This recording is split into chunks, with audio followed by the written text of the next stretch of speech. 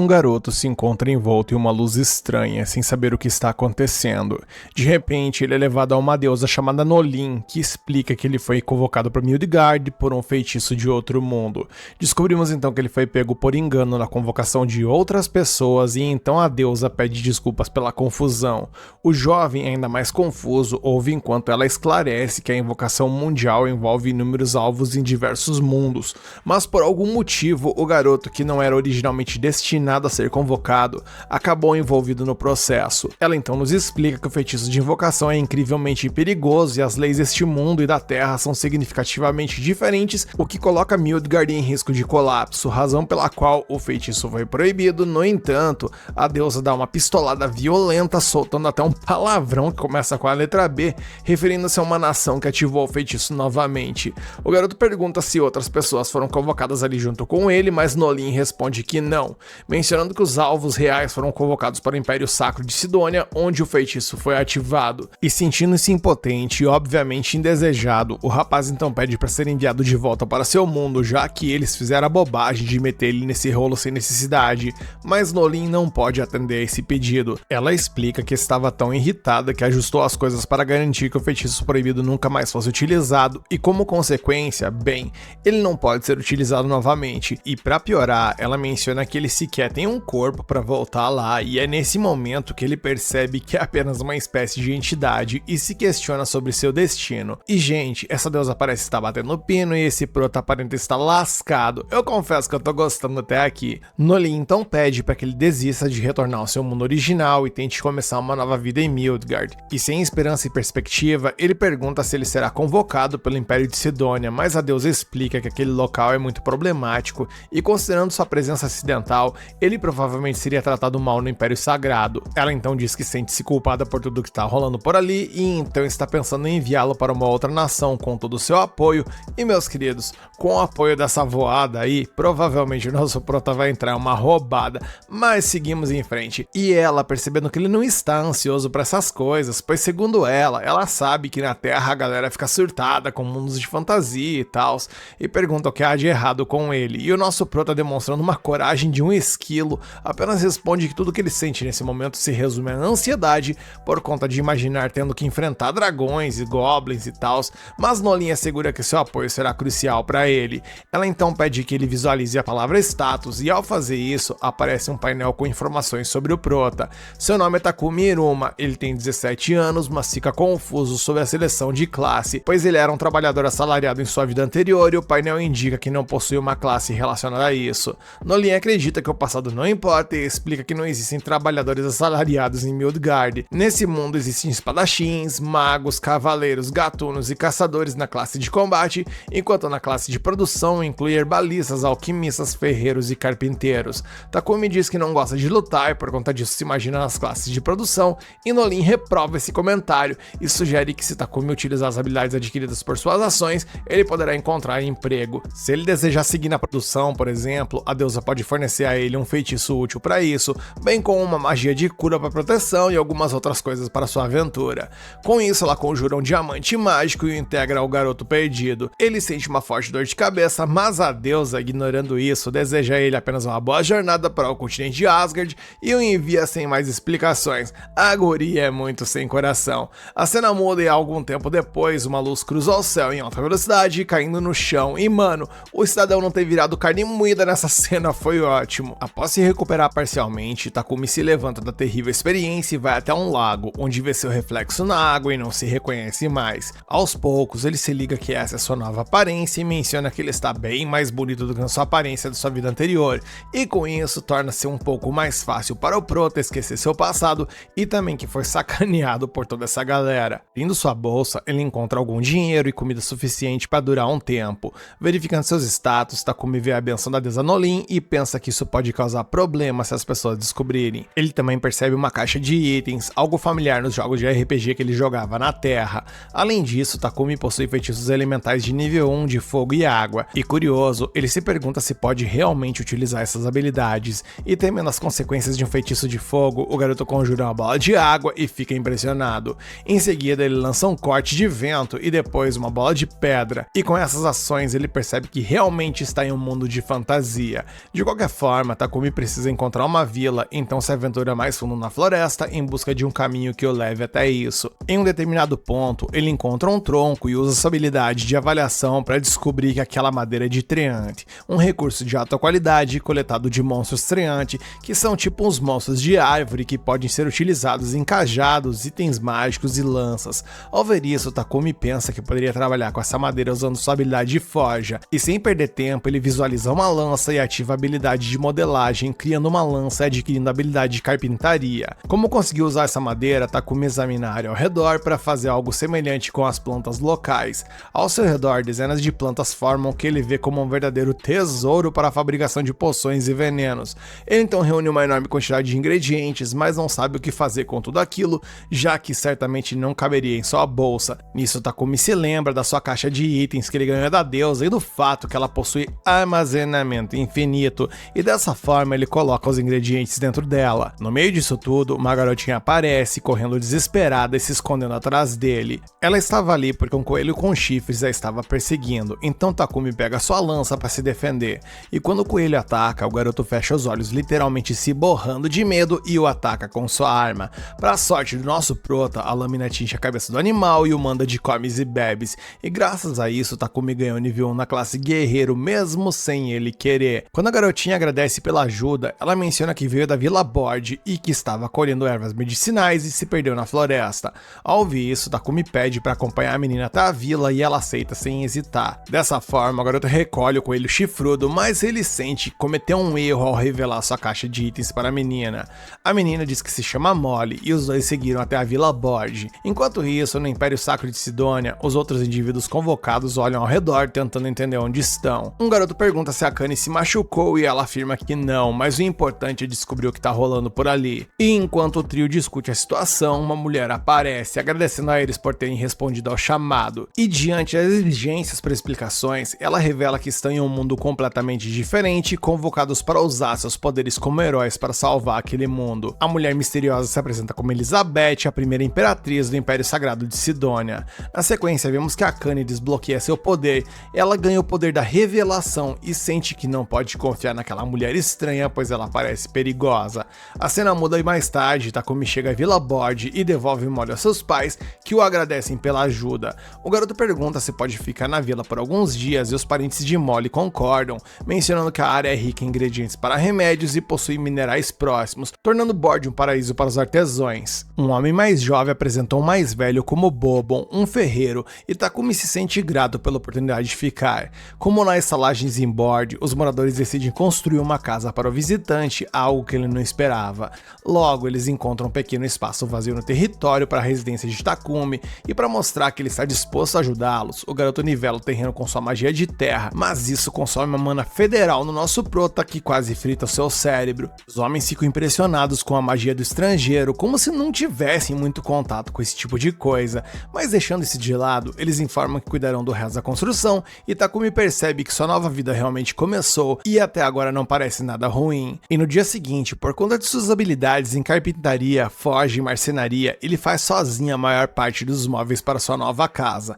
No entanto, a classe que ele ganhou ainda o incomoda, então ele se pergunta se pode mudá-la. Explorando o menu, ele descobre algumas classes selecionáveis e escolhe a alquimista. E examinando os minérios de ferro, cobre e prata que ele coletou com Bobon na região, Takumi admira principalmente o minério de ferro mágico, um recurso imbuído de mana que pode ser transformado em lingotes. Normalmente seria necessário um grande forno para derretê-lo, mas com suas habilidades, Takumi pode acelerar significativamente o processo, pois segundo ele, a alquimia consiste em 5 técnicas: decomposição, extração, pulverização, síntese e recomposição. Depois de extrair o minério de ferro dessa maneira, nosso prota usa a magia de terra nele, produzindo os lingotes, algo que deixa feliz e empolgado pra cacete. A cena então evolui e vemos que Molly foi até a casa de Takumi. Ela então abre a porta da casa dele para levar o jantar, mas o garoto havia usado tanta mana que quase foi de vala. Por isso, logo depois disso, Takumi é repreendido por Marta, mãe de Molly, que o ensina a ser mais cuidadoso com esse comportamento.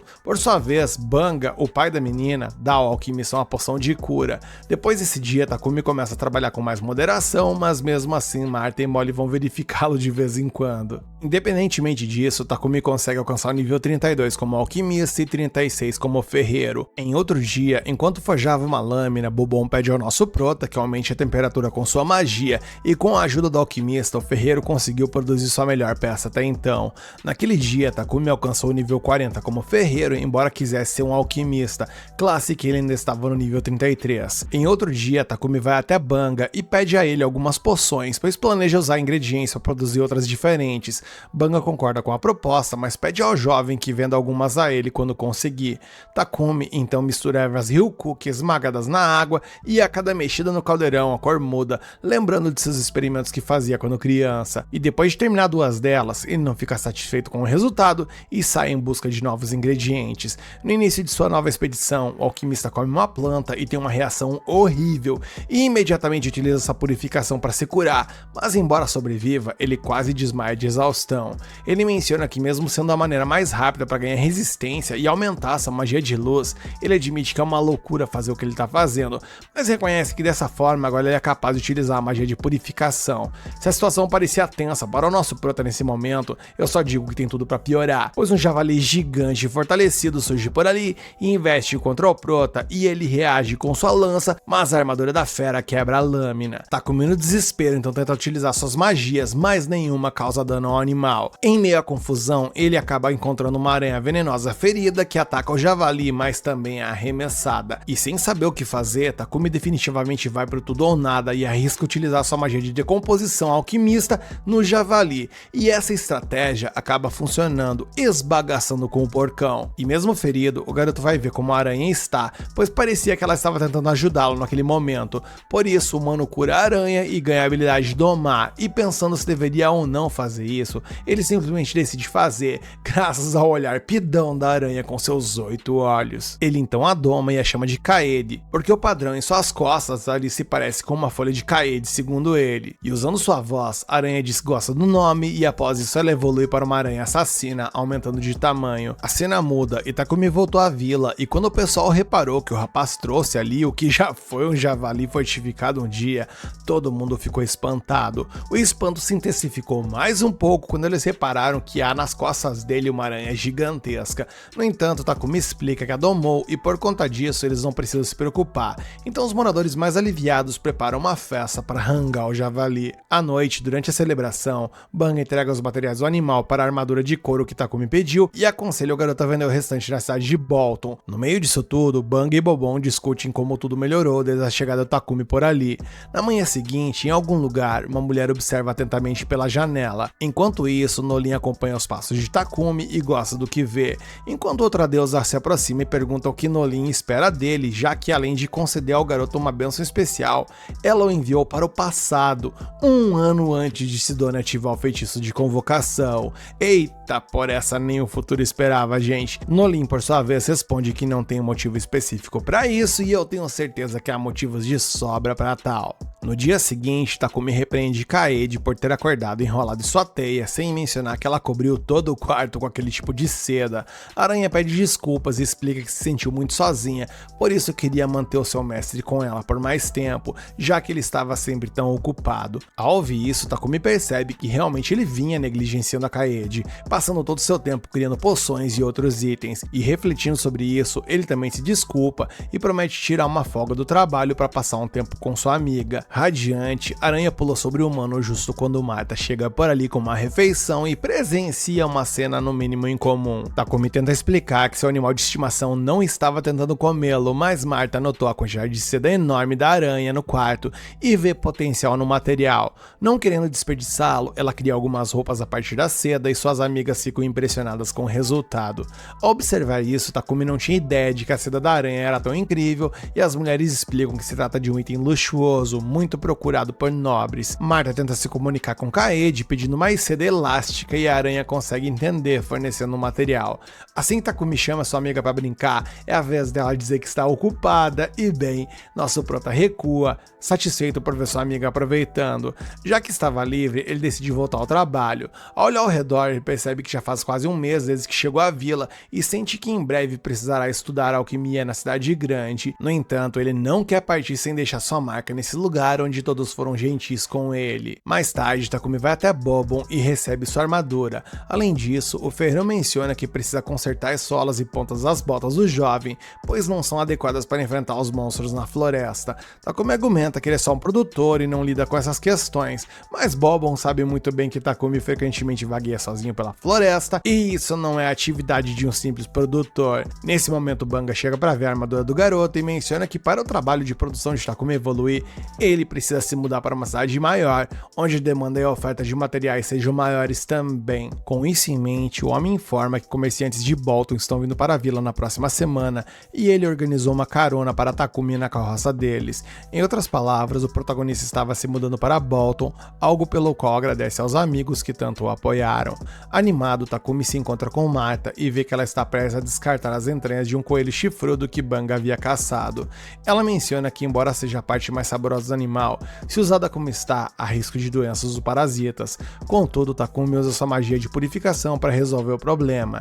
Imediatamente, Marta fica impressionada ao descobrir que o jovem pode utilizar magia de luz e o agradece por sua grande ajuda, mas o alerta não usar tais feitiços na frente de outras pessoas, já que poucos são capazes de realizá-los, e aqueles que conseguem acabam vivendo disso. Marta diz que ninguém na Vila Bord se importaria com isso, mas como Takumi está indo para a cidade grande, seria melhor ele ter cuidado. E enquanto aguardava os comerciantes de Bolton, ele usou sua semana para retribuir a vila, trabalhando em seu desenvolvimento e tornando-a mais segura e prática, com uma muralha alta e equipamentos de produção mais sofisticados. E conforme os dias passam, Papek, um comerciante, chega a bordo e fica surpreso ao ver a muralha após negociar com os moradores, e Takumi está pronto para viajar.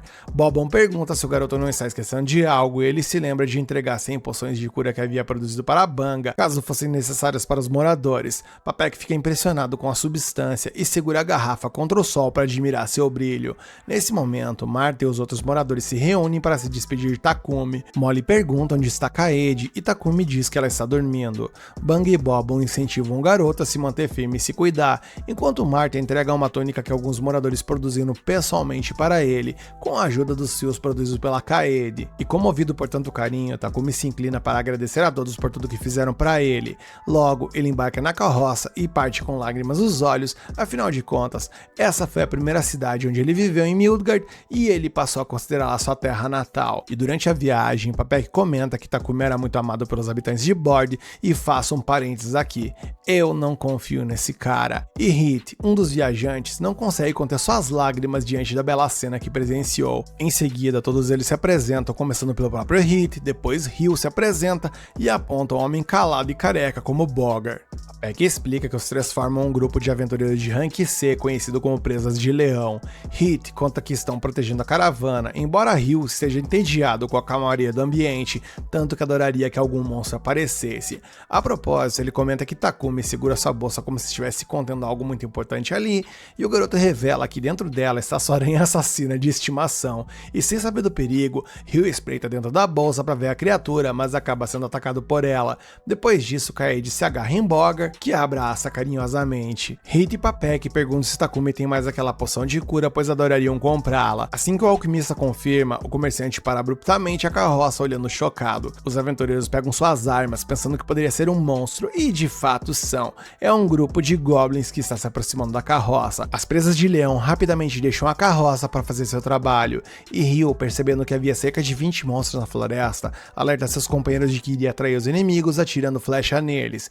Enquanto isso, Hit e Bogar enfrentam os goblins em combate corpo a corpo. Eis que dois monstros surpreendem Papek e Takumi ao darem a volta na carroça, mas não Ryu, que abateu os dois com seu arco. E com a batalha terminada, o arqueiro anunciou que era hora de dissecar as criaturas e coletar suas pedras mágicas. À noite, Takumi refletiu que a viagem havia prosseguido sem mais problemas, e 3 dias depois, a caravana chega a Bolton, no reino de Bárcula, e tudo naquela cidade parecia totalmente novo para o protagonista, já que era a primeira grande cidade em que ele colocava os pés em Midgard. E sem perder tempo, ele vai diretamente à Guilda dos Aventureiros, acompanhado pelos 3 membros das Presas de Leão, que precisam relatar o sucesso de sua missão de escolta. Takumi também precisa se registrar na guilda para poder permanecer na cidade e listar Kaede como seu animal de estimação. No balcão de recepção, ele menciona que gostaria de se filiar a alguma guilda de alquimistas, mas o atendente explica que tal guilda não existe. Ele também menciona que muitas pessoas se inscreveram na Guilda dos Aventureiros apenas para obter a carteira de identidade, mencionando que se Takumi não se importar em permanecer no nível mais baixo, embaixo,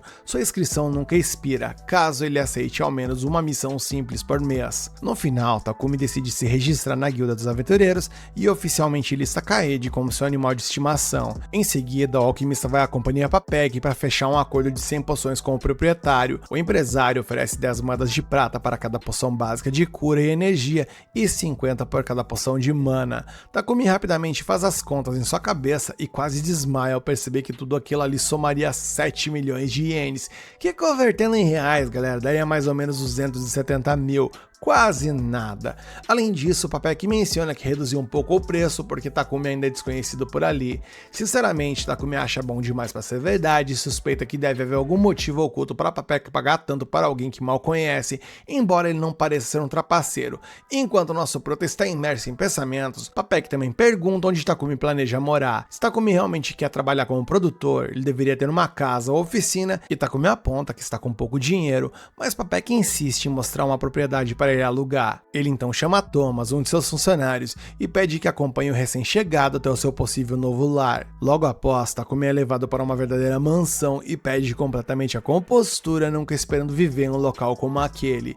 Thomas informa que o aluguel é de uma moeda de ouro e 50 de prata por mês, algo que soa muito mais barato do que Takumi imaginava. Ele até brinca perguntando se alguém morreu por ali e Thomas garante que não. Observando ao redor, o alquimista percebe que é um depósito que poderia se transformar em oficina e decide que pagará o aluguel com o dinheiro das poções. Kaede acorda e pergunta onde eles estão e Takumi explica que essa nova casa deles. Quando Thomas pergunta se o jovem decidiu, Takumi aceita a oferta e com isso resolvido, eles saem da propriedade e Thomas menciona que prepararão tudo para a mudança no dia seguinte. De repente, um cheiro horrível chama a atenção de Takumi e Thomas explica que é um problema de esgoto na cidade. Os nobres podem comprar dispositivos mágicos para lidar com isso em suas mansões, mas infelizmente os plebeus não têm a mesma sorte, explicando que esses dispositivos de purificação precisam ser escavados em masmorras ou ruínas antigas e custam uma verdadeira fortuna, finalizando que às vezes os sacerdotes são contratados para purificar esgotos, mas essa é uma medida temporária e sei lá, quando eu estava assistindo tive uma crise de riso ao imaginar que os padres estavam exorcizando o esgoto da cidade. Enfim, o humor é algo muito relativo. No dia seguinte, Takumi se muda e monta sua oficina. Ele deixa a reforma das muralhas externas para depois, pois quer cuidar de outra coisa primeiro. Com isso em mente, ele mistura quartzo ao barro que comprou da companhia Papek e usa magia para moldá-lo. Depois de seco, ele aplica o calor e usa magia espaço-tempo para acelerar o processo de queima. E após muito trabalho, sua alquimia de magia e luz sobem de nível, embora ele fique praticamente sem mana, ficando só o bagaço, mas se sentindo realizado por conseguir realizar tal feito, pois agora ele tem um vaso sanitário de primeira linha em seu banheiro. No meio da comemoração, ele ouve Papek gritando e corre para ver o que tá rolando por ali. Nisso ele descobre que o comerciante está coberto por teias de aranha e, segundo Kaede, as pessoas geralmente adoram esse tipo de boas-vindas, mas Takumi insiste que apenas as crianças da vila achavam isso divertido. Papek, no entanto, parece estranhamente confortável com a textura das teias, e depois de libertar o empresário, Takumi pede desculpas pelo incômodo, mas Papek não se importa. Ele então pede para usar o banheiro e se surpreende ao ver o vaso lá dentro. Takumi explica que é um vaso mágico equipado com um dispositivo que decompõe os resíduos por purificação, limpa a água e deixa apenas um pequeno resíduo inorgânico. Impressionado, Papek pergunta se o jovem tem talento para magia de luz, mas Takumi se lembra do aviso de Marta e pede ao comerciante que mantenha isso em segredo. E galera, eu repito, eu não consigo confiar nesse cabelo de tigela de jeito nenhum. Papek promete manter em segredo e imediatamente encomenda mais 100 desses vasos sanitários. Ainda assim, ele sugere que Takumi faça um contrato com um escravo para proteger sua propriedade e manter confidencialidade. Afinal, Takumi possui aptidão para magia de luz e isso lhe torna um escolhido de Deus para a Igreja da Luz Divina, que lidera o Império Sagrado de Sidônia, e eles não hesitariam em utilizá-lo para fins lucrativos. Mesmo assim, Takumi deixa claro que é contra a escravidão e prefere lidar com tudo isso sozinho. De repente, o cartão da guilda de Takumi começa a brilhar e uma notificação informa que ele tem um mês a partir do registro para completar uma missão em seu nível. E percebendo que ele vai ter muito trabalho pela frente, ele admite que realmente precisa de ajuda. Papek pergunta se Takumi tem tempo naquele dia e, sem hesitar, o comerciante leva ele até a companhia Mulan, um local confiável de Bolton para tratar desses assuntos. E enquanto Papek cuida de alguns negócios por ali, Takumi vai ao jardim e encontra uma mulher que imediatamente manda ele embora. Ela não sabia como o garoto acabou ali, mas deixa claro que aquele lugar não era um lugar para crianças. Enquanto isso, a dona da empresa se apresenta a Papek como Mulan.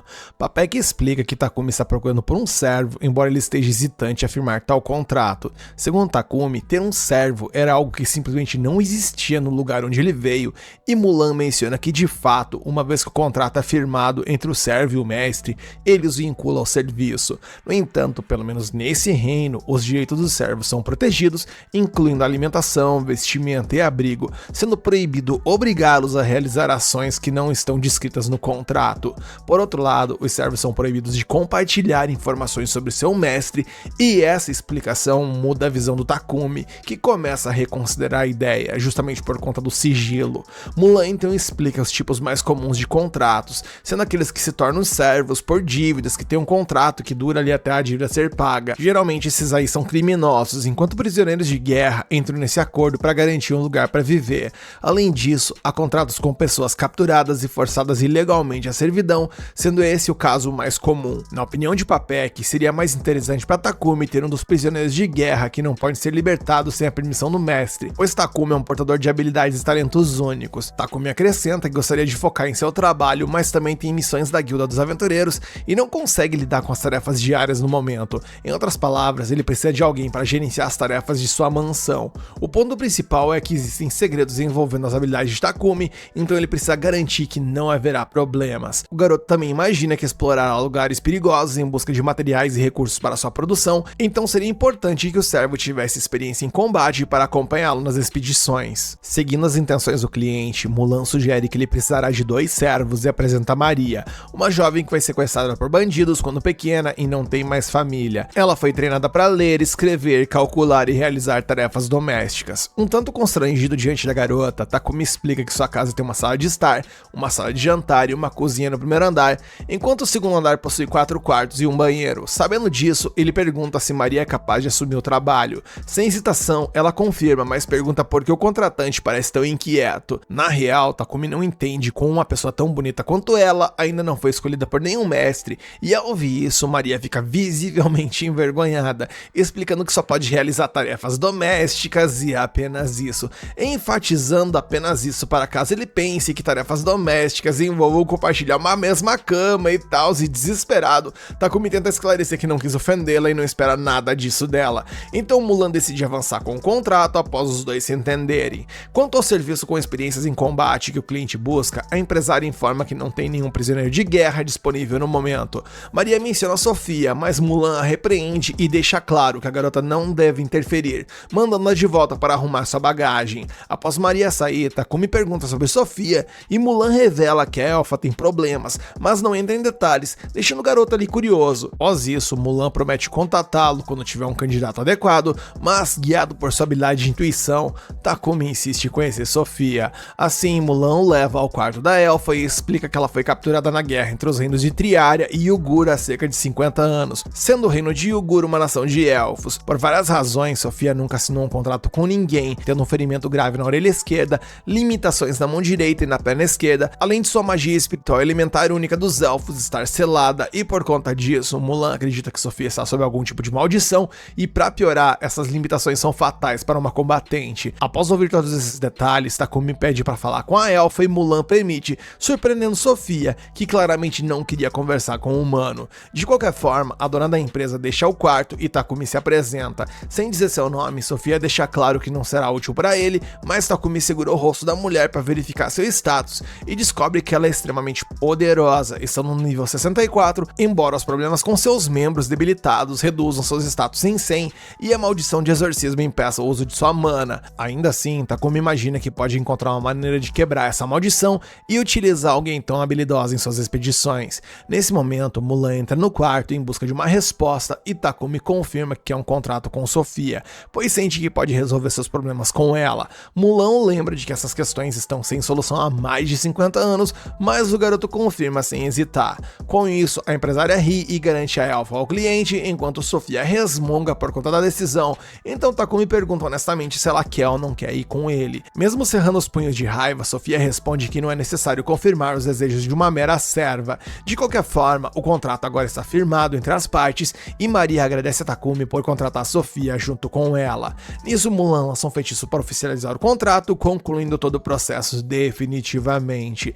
Maria promete trabalhar duramente para permanecer como serva de Takumi por muitos anos, e até mesmo Sofia abaixa um pouco sua guarda e agradece ao mestre por tê-las acolhido. Por causa disso, Mulan acredita que finalmente encontrou um bom mestre para as duas. Logo após Takumi levá-las para casa, assim que ele abre a porta da frente, ele é derrubado no chão por Kaede. Imediatamente, Sofia instrui Maria a se afastar do monstro, enquanto o dono da casa tenta explicar que ela é apenas seu animal de estimação e a apresenta a todos. Embora entenda, Sofia fica perplexa com o fato de o mestre ter uma aranha mortal como mascote. Em seguida, Takumi mostra pra Elfa um dos quartos muito espaçoso ali e tal, e informa que o quarto ao lado será de Maria. As empregadas ficam chocadas por terem quartos individuais e Sofia chega a recusar no início, achando que é muito luxo e tal, mas Takumi insiste que há quartos suficientes para todos usarem. Além disso, a mansão conta com uma banheira que todos podem utilizar. Sofia sugere que o mestre a use primeiro para evitar que ele se banhe depois e tal, mas ele explica que a banheira possui um dispositivo mágico que mantém tudo limpo.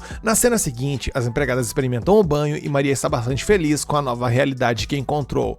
Enquanto ela mencionou que pensava que Mulan nunca as deixaria ir embora, já que nunca havia firmado um contrato com ninguém, independentemente da quantia oferecida, no entanto, ela reconheceu Takumi como um bom mestre assim que o viu. Ainda assim, Sofia analisa o contrato e nota que os detalhes, como o local de nascimento e a linhagem do mestre, estavam em branco, e por conta disso, a Elfa suspeita que o rapaz esteja escondendo algo. A cena evolui e mais tarde, a dupla é surpreendida ao encontrar o jantar pronto na mesa, e embora pareça algo positivo, Maria fica desesperada, pensando que ela é uma inútil, já que essa era a sua função. Takumi explica que apenas preparou o jantar naquele dia e que a partir de amanhã ela assumirá a cozinha. Então Maria pede para pelo menos lavar a louça. Após acalmar a garota, Takumi convida todos para a refeição e Sofia comenta que é normal o mestre comer separado dos servos, mas ele insiste que não quer que as coisas sejam assim. Além disso, ele adoraria que não o chamassem de mestre e apenas utilizassem seu nome. No dia seguinte, Takumi vai até a empresa comercial Papek e recebe um pacote mágico com os itens que ele encomendou. Depois, enquanto caminhava pela rua, ele percebe uma igreja que nunca tinha visto antes e decide entrar para agradecer a deusa Nolim por todas as bênçãos que tornaram sua vida tão gratificante. No entanto, durante sua oração, ele quer saber por que a deusa o alertou sobre o Império Sagrado de Sidônia, já que eles controlam a religião naquele país. Para responder sua pergunta, Nolim pessoalmente leva o humano para o céu mais uma vez e explica que ela não tem qualquer relação com Sidônia e sua Igreja da Luz Divina. Na verdade, existem duas religiões nesse mundo: a Igreja da Criação, que sempre venerou Nolim desde o início, e a Igreja da Luz Divina, que foi criada posteriormente e que adora um deus inexistente. Após a fundação dessa igreja, o Império Sagrado de Sidônia utilizou a força para expandir sua influência, mas Nolim não interferiu para preservar o livre-arbítrio dos humanos. No entanto, Sidônia conseguiu ativar o feitiço de invocação de outro mundo, o que resultou no acidente que trouxe o Iruma por ali, e foi por essa razão que Nolim concedeu sua bênção a esse humano. Ela também alerta que a bênção de desculpas durará para sempre, mas conforme o jovem se expande nesse mundo, a parte da bênção que o ajudava a crescer e a encontrar pessoas boas desaparecerá.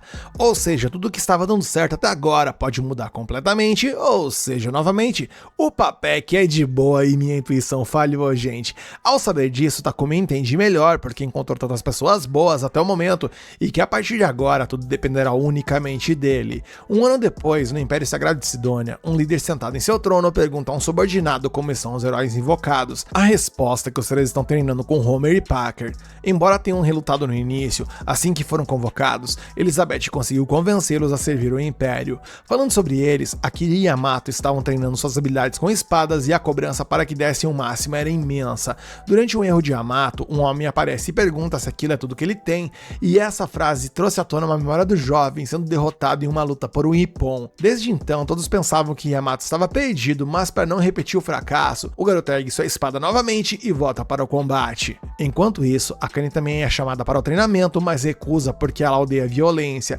Nesse momento, Elizabeth chega e explica que isso não é violência, mas sim a força necessária para salvar esse mundo, enquanto Akira promete proteger sua companheira a qualquer custo. A princesa enfatiza que os companheiros de Akane são muito inspiradores, mas a única coisa que a garota sente é repulsa por Elizabeth, pois até hoje tem certeza de que aquela mulher é perigosa. Enquanto isso, Takumi acaba de chegar em casa e, como sempre, ele é derrubado por sua aranha de estimação.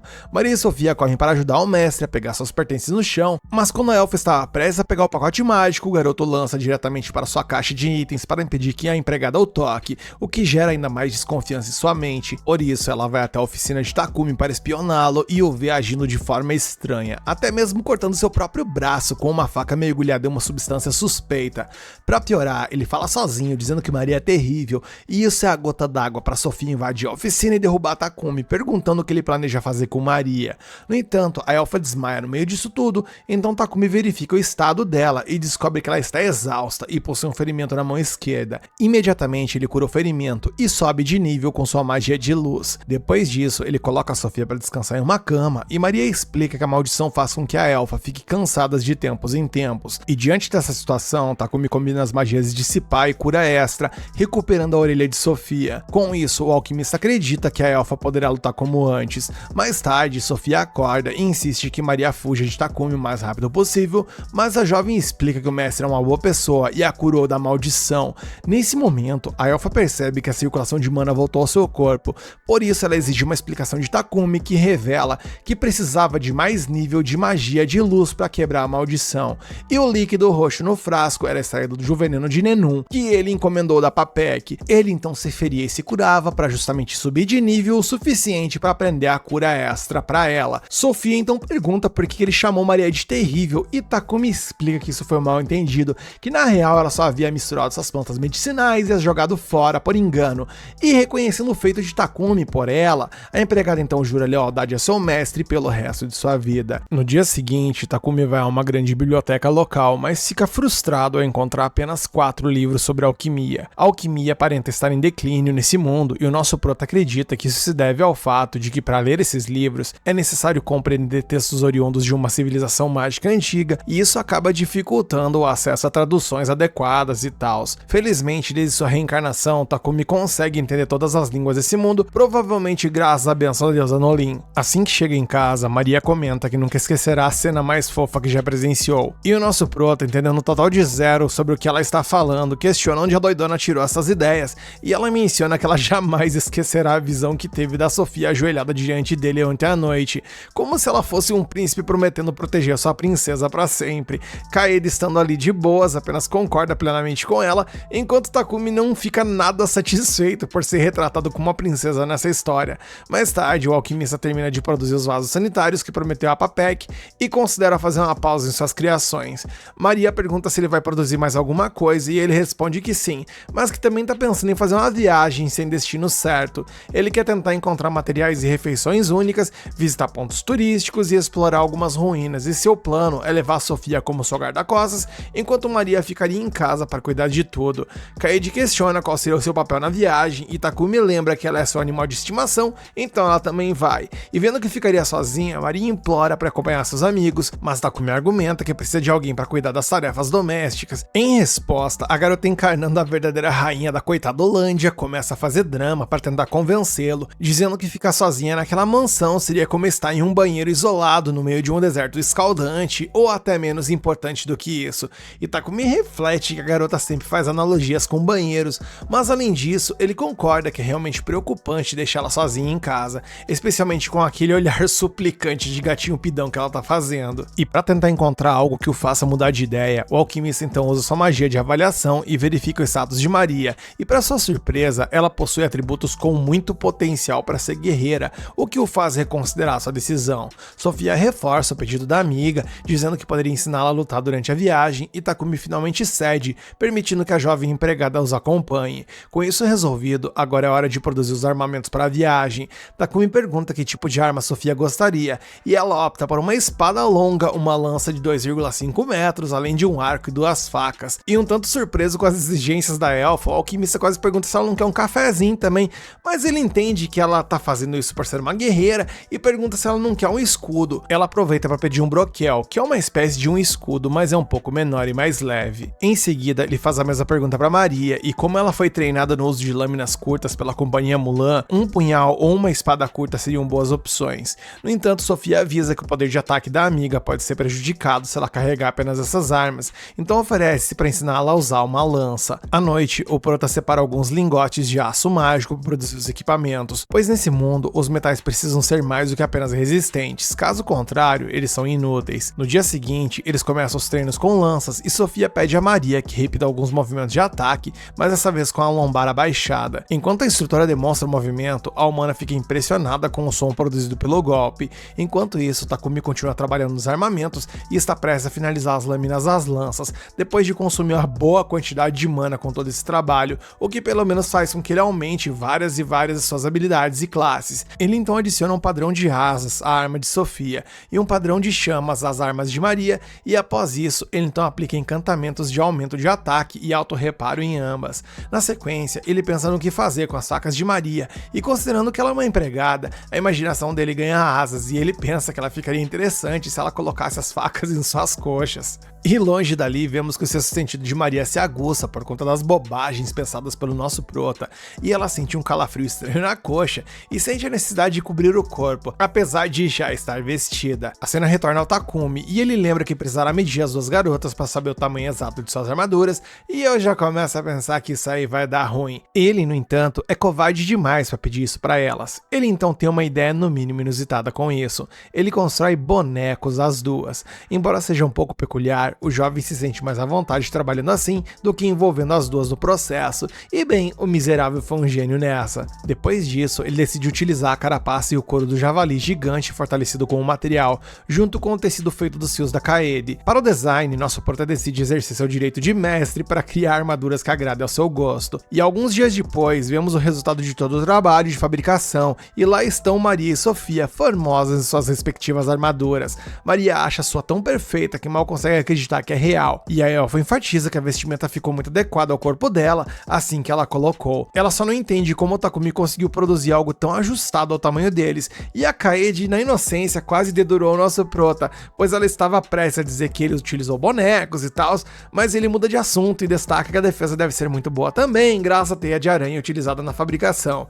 Depois disso, ele mostra as armas às duas, incluindo as espadas de Sofia e as facas de Maria. E por fim, ele entrega a cada uma delas um anel mágico de Mithril que servirá como foco para lançar feitiços. Sofia comenta que ele deve ter usado muita mana para fazer isso, mas o ferreiro explica que também treina ao produzir esses itens, então é vantajoso para ele de qualquer forma, especialmente porque foi graças a isso que adquiriu a magia de gelo e relâmpago. Em seguida, eles vão à guilda dos aventureiros para registrar as empregadas como aventureiras também. E sem perder tempo, eles recebem suas carteiras de identidade de rank, e Takumi aproveita para registrar o trio como um grupo antes da jornada, planejando pegar algumas missões de rank H e G. Sofia lembra que não ganhará pontos de experiência com essas missões de baixo nível, mas ele menciona que por hora o objetivo ali não é evoluir o level. No meio disso, um grupo de homens se aproxima para incomodar as garotas, dizendo que elas deveriam abandonar aquele fracote e explorar o mundo com homens de verdade como eles. E sendo todos de rank D, eles têm certeza de que podem cuidar muito melhor delas do que aquele moleque anêmico ali com cabelo de senhora idosa. E rapaz, pegaram pesado na ofensa, hein? E sem deixar se abater, Takumi dá um passo à frente e encara os valentões, que mal conseguem acreditar que o garoto como ele ali está tentando enfrentá-los. Internamente, obviamente Takumi tá apavorado, mas ele mantém uma postura fria e calculista para não admitir que está quase perdendo o controle. Confiante, um dos grandalhões dá um soco na cabeça do nosso prota, mas ele endurece o corpo, fazendo parecer que o oponente socou uma parede de concreto. Nesse momento, um homem chega para repreender os encrenqueiros e pergunta se foi o cabelo de idosa que esbagaçou a mão do anabolizado. Takumi coça o rosto e gagueja, enquanto Maria tenta explicar que o nosso prota não fez nada. O homem não se convence dessa história, até porque o braço do cidadão vira o patê, mas o cara da guilda que atendeu o grupo defende Takumi, dizendo que foram os grandalhões que começaram a provocação. O funcionário informa que esse homem é Barak, o mestre da guilda local. Barak então ordena que curem a mão do vivente, enquanto diz ao garoto que recebeu o golpe para segui-lo. No escritório do mestre da guilda, Takumi é questionado sobre o que exatamente aconteceu por ali, mas ele permaneceu paralisado e não consegue falar. O recepcionista detectou vestígios de mana na briga, então pergunta se houve algum uso de magia por ali, e Takumi fica impressionado com a habilidade do homem em sentir magia, mas explica que nenhum feitiço foi utilizado. Na verdade, o que rolou é que ele pegou carvão da caixa de itens e sintetizou como se fosse diamante e cobriu seu corpo superior com aquilo, e com essa explicação, o tio da boina entende porque Takumi procurou primeiro uma guilda de alquimistas. Barak pergunta se as duas garotas são parte do grupo do garoto e elas concordam. Observando que elas são mulheres mulheres muito bonitas, o funcionário sugere que o mestre promova o grupo para o Rank D imediatamente, e o homem concorda que é a melhor coisa a se fazer para justamente evitar que idiotas como aquele se aproximem deles. Takumi fica confuso vendo que o negócio foi de 0 a 100 muito rápido, já que havia acabado de se registrar ali, tals, com o grupo na guilda, e agora já querem promovê-lo sem motivos aparentes. E vendo que o nosso prota é adepto da meritocracia, o funcionário sugere que o grupo aceite algumas missões que ele mesmo selecionará para ajudá-los a subir rapidamente, e os três concordam. E sem perder tempo, Hans prepara para eles 3 missões: exterminar goblins, derrotar kobolds e coletar ervas Maril. Na primeira missão, Kaede alerta ao grupo que há 4 goblins espreitando na floresta, então Sofia pede as coordenadas para eliminar os 2 primeiros de surpresa. Os últimos atacam diretamente o grupo, e Takumi reflete que as missões que pegou são todas de rank G ou classificação livre, com recompensas de 5 ou 6 moedas de prata, o que não é tão ruim. O problema é que eles estão encontrando muito mais goblins e kobolds do que precisavam, e Sofia suspeita que ali pode haver um acampamento desses monstros ali por perto e tal, e esses acampamentos geralmente são comandados por um general goblin de ranking C. Takumi, com essa informação, acha que eles deveriam voltar para casa para evitar problemas, mas Sofia e Maria têm certeza de que eles conseguem invadir o território inimigo. Enquanto isso, Kaede avisa que está prestes a evoluir, então o mestre envia ela para alguma espécie de um portal ali para que ela descanse um pouco. Sofia pergunta se aquilo ali é uma dimensão móvel, e Takumi responde meio sem jeito que aprendeu a usar quando sua magia de espaço-tempo chegou ao nível 3. Eles então entram no acampamento dos goblins, e a elfa estima que ali há cerca de 300 ou 400 inimigos. E Takumi, ao ouvir esses números, entra em pânico e questiona se realmente é necessário enfrentar tantos inimigos, mas Sofia está confiante de que eles podem reduzir boa parte desses números com magias de longo alcance. Dessa forma, eles lançam seus feitiços usando os anéis lá que o Takumi fez para eles, causando uma devastação total na horda. No entanto, a treta ainda não acabou, pois é nesse momento que o general aparece acompanhado de um cavaleiro goblin, e ambos de espécies superiores. E vendo que não tem escape, o nosso protento decide encarar a batalha da melhor forma que ele puder, ainda que ele esteja quase enchendo as calças por conta do nervosismo e ansiedade. A cena corta, e horas depois, o grupo retorna à guilda exausto, após ter completado todas as missões em meio-dia, e incrédulo, Hans pede para eles conversarem com o mestre da guilda. Enquanto isso, Baraki menciona que os feitos dele se equivalem a uma equipe de extermínio com vários membros acima do rank D, quando de repente Kaede emerge do portal ali metendo um tapão na cabeça careca do mestre e exibindo a sua evolução. Sofia e Takumi não sabem o que pensar dessa evolução, mas Maria adora a nova fase da aranha, assim como a própria Kaede, que sempre quis conversar com a ruiva, e agora ela pode fazer isso. E finalmente, antes de separarem a recompensa, Hans anuncia que Takumi subiu para o rank E, enquanto as garotas passaram para o rank F. Mais tarde, em casa, Maria pede ao mestre alguns retalhos de tecido para fazer roupas íntimas para ela e Sofia. Takumi pensa que seria difícil produzir essas peças a partir de retalhos, mas a garota faz um desenho para mostrar que não é tão complicado quanto parece, e Takumi, vendo aqueles modelos horrorosos dela, faz uns desenhos ali mais bonitinhos e tal, e Maria, embora fique envergonhada com aquilo, pede que ele faça naquele estilo. No meio disso tudo, Kaede informa que Papek chegou, mas acabou desmaiando assim que viu a aranha mutante, então ela jogou ele na sala ali para tomar um ar e tal.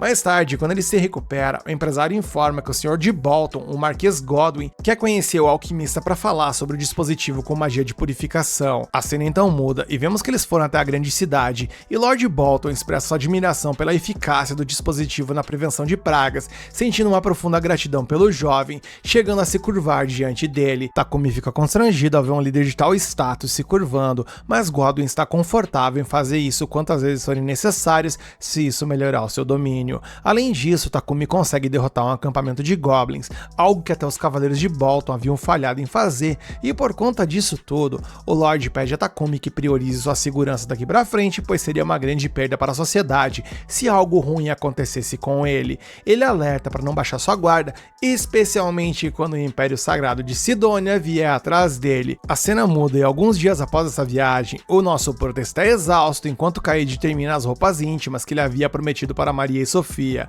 Ele então vai entregar as peças às garotas, que descobrem que o rapaz passou 3 dias na oficina produzindo essas roupas. Elas então irão experimentá-las, e ao pensar que elas vão se trocar ali mesmo, Takumi sai correndo para o quarto o mais rápido que pôde, enquanto as duas mencionam que o nosso Proto é meio lerdinho e muito covarde. E chegando ao seu quarto, ele pensa que tudo está ficando muito estranho, e até cogita que talvez seja um sinal de que parte da bênção da Nolin esteja se desfazendo, e que tudo agora dependerá apenas dele, e ele começa a surtar por conta disso, enquanto enquanto a Nolin aparece num balãozinho ali pra informar que não tem nada a ver com isso.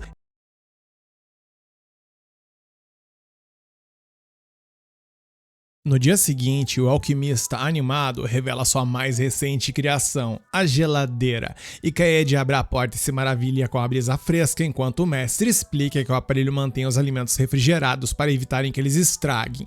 Dito isso, as 3 mulheres da casa estavam aproveitando o ar fresco dos refrigeradores, então o desenvolvedor pediu para que evitassem deixar a porta aberta e tal.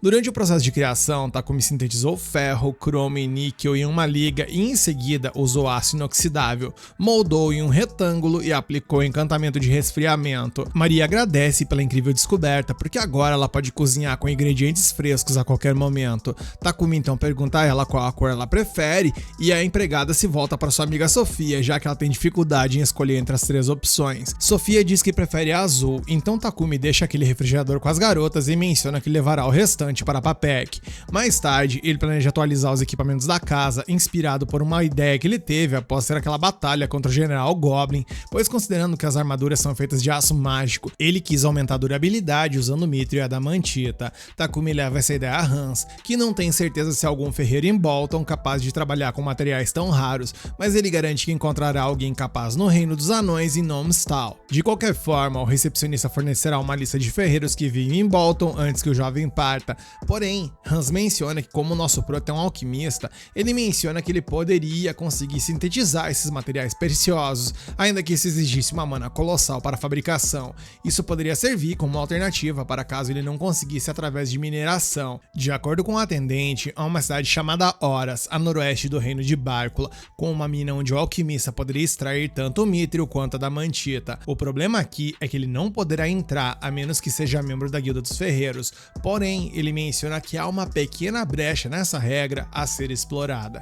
Se ele aceitar uma missão para derrotar os monstros que aparecem nessa mina, ele poderá ter a permissão para extrair os materiais enquanto estiver em serviço. E enquanto eles conversam, Baraki aparece de repente ao lado de Takumi e anuncia que ele tem boas notícias, já que a maioria dos aventureiros está caçando búfalos negros nessa época do ano. Isso significa que há poucas pessoas coletando madeira de treante e Bolton está ficando sem esse recurso, o que traz muitos problemas para a cidade. A propósito, ele menciona que os treantes vivem na Floresta da Morte ao longo do caminho para Horas, então se o Takumi usar a magia de espaço-tempo que ele possui, ele poderia transportar os treantes para Bolton sem precisar retornar.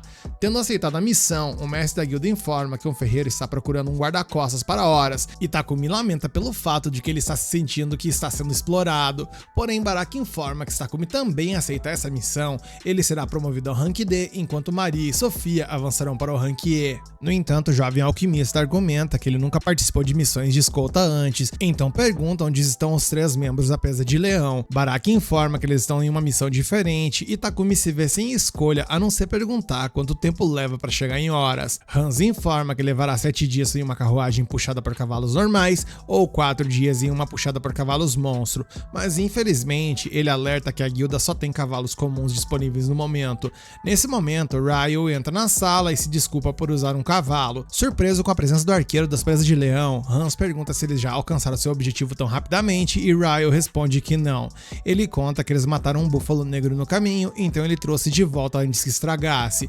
A propósito, ele reclama que espécies superiores continuam aparecendo uma após a outra, o que complica muito as escoltas, mas Baraki rapidamente responde que os aventureiros são bem pagos por esse motivo. Com uma expressão séria, Ryo informa que voltará de manhã para se reunir com os outros membros do grupo, então Takumi o convida para ir à sua casa naquela noite para descansar no banho. Animado com a ideia, o arqueiro decide acompanhar um amigo até voltar para casa. Mais tarde, Takumi visita Papec, que concorda em emprestar uma carruagem com cavalos monstros da empresa, mas, obviamente, ele quer coisas em troca. E em troca, ele pede que Takumi venda a granel alguns minérios que ele extrair durante a missão. Além disso, é claro, ele menciona que seria ótimo se o alquimista produzisse mais aqueles refrigeradores. Então a cena muda e na casa do protagonista, Sofia percebe que ele está demorando muito para voltar e se pergunta se algo aconteceu enquanto ela estava fora. E pensando nisso, a elfa acha que deveria ter ido com ele. À noite, no caminho de volta para casa, Takumi e Ryo lamentam não terem encontrado nenhum ferreiro que pudesse trabalhar com Mithril,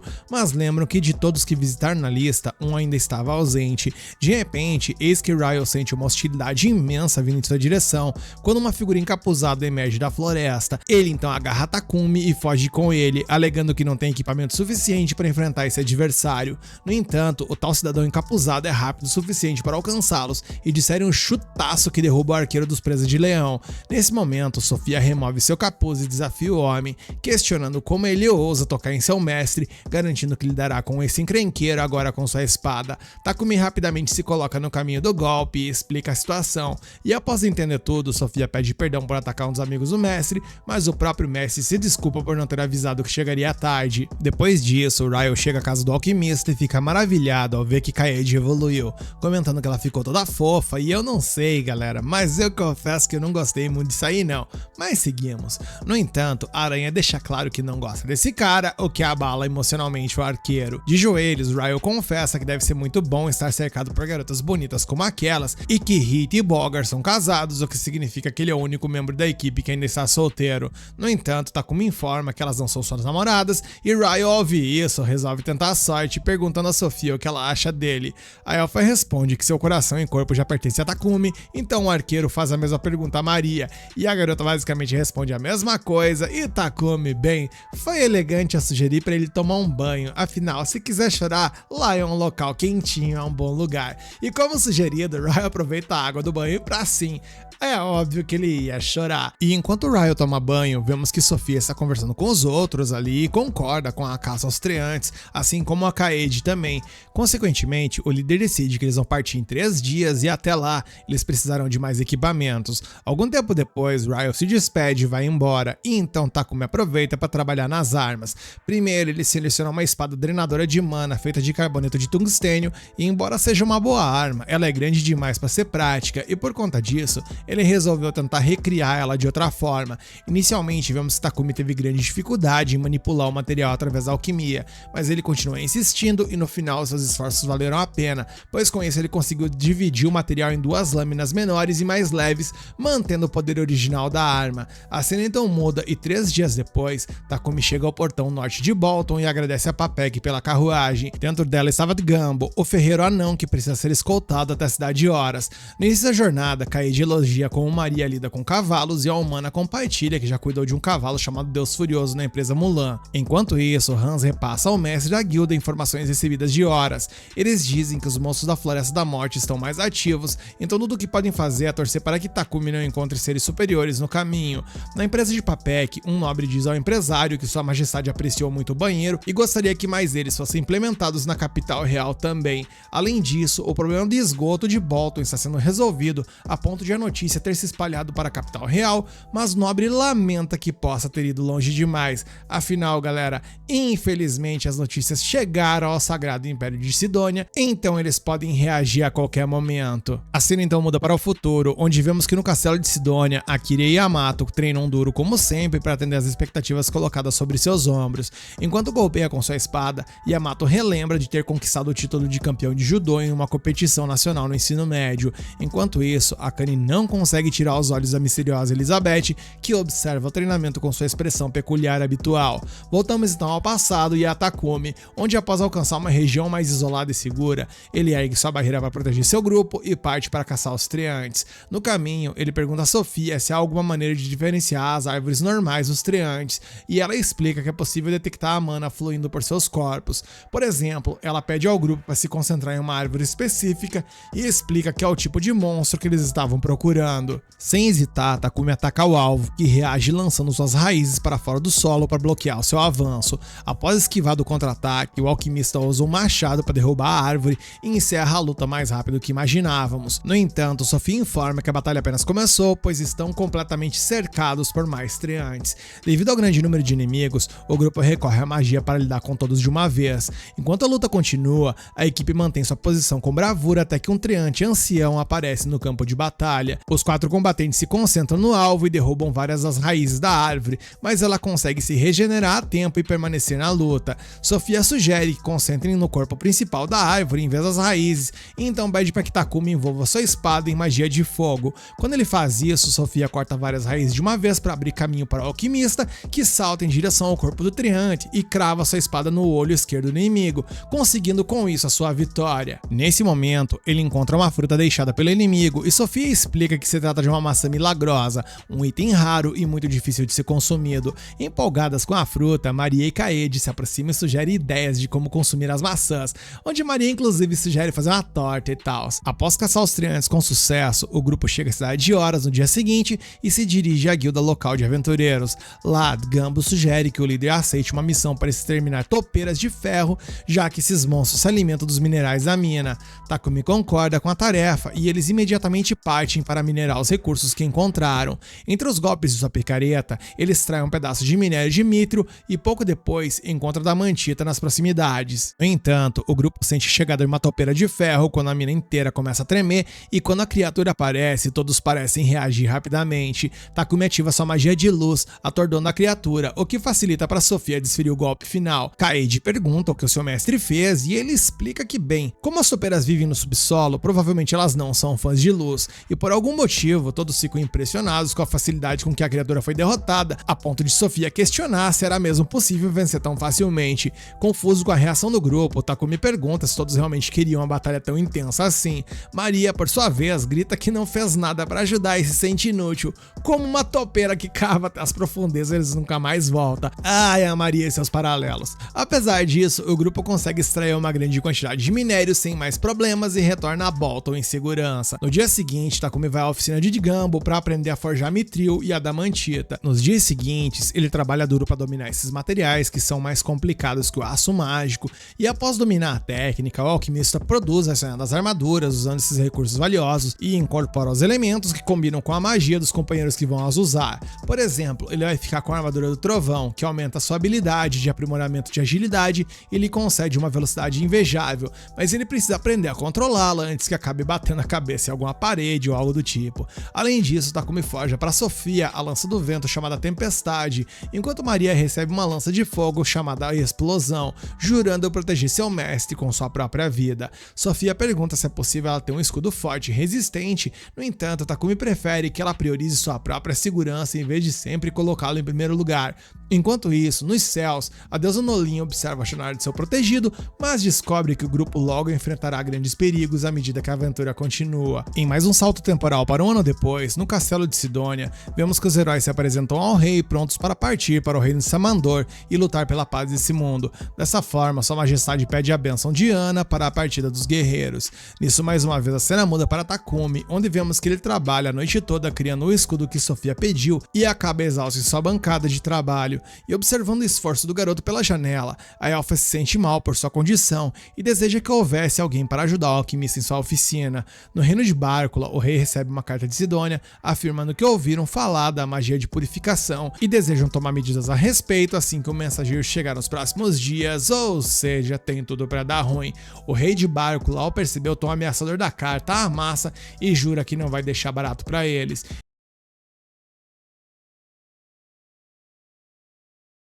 Nos dias seguintes, um mensageiro da porcaria de Sidônia se aproximou do rei de Bárcula para discutir sobre os itens mágicos usados para purificar o esgoto do reino, já que a Igreja da Luz Divina havia denunciado essa prática ao Papa do Sagrado Império de Sidônia. Afinal, eles alegam que a magia da luz é um dom divino concedido exclusivamente à Igreja da Luz Divina, o que significa que querem que o banheiro que se usa do círculo mágico de purificação seja entregue a eles. E ouvindo com desdém, o rei de Bárcula respondeu que se esse poder é realmente o presente de Deus, então a igreja deveria ser capaz de criar o círculo mágico por conta própria.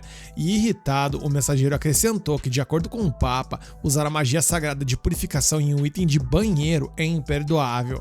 Ainda assim, o rei de Bárcula se recusou a ceder, o que levou o mensageiro a ameaçar retirar todos os sacerdotes da Igreja da Luz Divina que residiam ali em Bárcula, e calmamente o rei apenas se levantou e declarou que eles poderiam removê-los quando quiser e que isso não o incomodaria nem um pouco. Garai, esse rei é brabíssimo, né? A cena muda e vemos que Takumi ficou sabendo da situação através de Papek e se perguntou se era sábio confrontar a igreja dessa maneira. No entanto, Papek permaneceu completamente indiferente a isso, explicando que havia outra religião no reino além da Igreja da Luz Divina, no caso, a Igreja da Criação, que venera a deusa Nolin. Curioso, Takumi perguntou qual deus a Igreja da Luz Divina adorava, e o empresário mencionou que acreditava ser a Anat. Deixando isso de lado, ele mencionou também que o reino de Bárcula defende a liberdade religiosa e por conta disso tem muitos seguidores da antiga Igreja da Criação. Ele nos relata que enquanto os sacerdotes da Igreja da Criação praticam a magia de cura quase como se fosse um ato de caridade, os sacerdotes da Igreja da Luz Divina cobram verdadeiras fortunas para fazer o mesmo.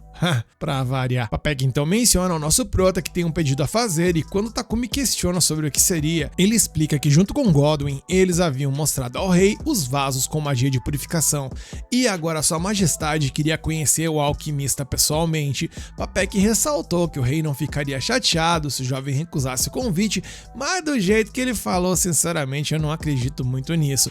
Vendo Takumi hesitar, o empresário juntou as mãos em oração ali e praticamente implorou para que ele aceitasse. Ou seja, galera, temos uma treta a caminho. E dessa forma, Takumi voltou para casa naquela noite para dizer que precisava vir a Baquilatos, no caso, a capital real. Ele então pede a companhia de suas amigas que ficam animadas por fazer parte dessa jornada importante, ou acompanhando sua primeira vez em um local tão significativo e renomado. Takumi avisou que partiria em uma semana e durante esse intervalo ele precisava preparar várias coisas. Maria perguntou sobre o tempo de viagem até a capital e ele informou que levaria 7 dias de carruagem puxada por cavalos. Com isso, a garota se comprometeu a preparar comida suficiente para a longa jornada e Takumi aproveitou para mencionar que havia pensado em fazer novas capas para ela e para Sofia. Então ele pediu a Papek que conseguisse pedras mágicas de elemento trevas para ele, pois dessa forma ele poderia encantá-las com bloqueio de percepção, pois isso, além de ser útil em batalha, permitiria que as duas andassem pela cidade de boaça sem risco de serem abordadas por indivíduos estranhos. No dia seguinte, em uma feira na rua, Maria disse a Sofia que o mestre Takumi se subestima muito e a elfa concordou, observando não apenas a boa aparência do rapaz, como também o talento do jovem como produtor e alquimista. E vendo que a elfa estava rasgando uma seda legal para o mestre, Maria se aproximou com um olhar desconfiado, mas Sofia inventou uma desculpa para sair o mais rápido possível ali, só que isso não mudou a certeza e a felicidade de Maria por perceber que a elfa estava apaixonada por Takumi. Enquanto isso, Takumi foi à capela para se encontrar com Nolin, pois ele queria saber se a Anat, a deusa da Igreja da Luz Divina, era muito diferente dela. Nolin, no entanto, afirmou que ela é a única deusa que existe, mas ela tem certeza que Takumi aprenderá o que Anat significa no momento certo. Agora, o que irritava a deusa nesse momento era o interesse repentino do nosso prota por causa dessa falsa deusa, mas Takumi explicou que ultimamente o Sagrado Império de Sidônia tinha se aproximado dele, e lembrando que algumas das bênçãos de Nolin poderiam ser desfeitas dependendo de suas ações, ele suspeitava que era isso que atraía a atenção de Sidônia. Nolin respondeu que esse não era o caso, já que Sidônia era a razão pela qual Takumi estava em Mildgard no final das contas. Em outras palavras, isso ia muito além do nível de poder de sua bênção. Takumi então questiona sobre o que aconteceu com os heróis convocados por Sidônia, e a deusa admitiu que havia mexido com os palitos do tempo ali quando enviou ele pra lá, mencionando que o mandou um ano antes dos heróis serem convocados, ou seja, eles só seriam chamados em alguns meses. O jovem estava ansioso para entender o porquê de tudo isso, mas a deusa declarou que o tempo havia acabado e mandou o humano de volta na mesma hora. E acordando na capela, Takumi não gostou da deusa ter esquivado das suas perguntas, mas como ele não planejava encontrar os heróis de toda forma, talvez o assunto não fosse tão significativo assim, e eu discordo, eu acho que é. Mas enfim, seguimos. E falando nos heróis, temos uma mudança para o futuro no Império Sagrado de Sidônia, onde os heróis estavam avançando com seu treinamento intenso. Voltamos então ao presente, e Takumi presenteou suas companheiras com as capas que ele estava produzindo, e elas ficaram encantadas com elas. O jovem se empolgou demais e comentou como as duas estavam lindas com aquelas roupas, e assim que Maria percebeu que ele havia ultrapassado um limite, ele colocou as mãos na cabeça em desespero e pediu desculpa. Ele então mostrou às garotas que faria uma carruagem especial para essa viagem, pois pensando a longo prazo, era melhor investir em uma que fosse deles do que sempre ter que alugar uma ou pedir emprestado. O problema aqui é o fato de que eles não possuem ou não têm a perspectiva de possuir um cavalo monstro ou um cavalo normal, então ele menciona que a solução vai ser pegar um emprestado com a guilda. E ouvindo isso, Maria riu e perguntou se o mestre sabia por que Bolton era chamada da cidade dos aventureiros, e o nosso prota admitiu que não fazia ideia, então a empregada caiu de joelhos novamente envergonhada por presumir que o mestre sabia de algo que ele não sabia. No entanto, ela não desistiu e explicou que Bolton recebe esse nome porque possui vários lugares próximos que são habitados por monstros, como por exemplo a Floresta da Morte. Ela menciona então que entre esses monstros estão unicórnios, cavalos puros sangues e grifos que são ainda mais fortes e rápidos que os próprios cavalos monstros. E sabendo-se disso, o grupo então parte para a Floresta da Morte em busca de um cavalo e Takumi fica curioso para saber se os cavalos dragões são muito mais rápidos e são parecidos com os dragões, mas Maria explica que não, dizendo que eles são mais parecidos com cavalos na real. Sofia acrescenta que a diferença entre eles e os cavalos comuns é o chifre semelhante ao de um rinoceronte e o fato de seus corpos serem cobertos por escamas como dragões. No meio da conversa, um lobo selvagem aparece de repente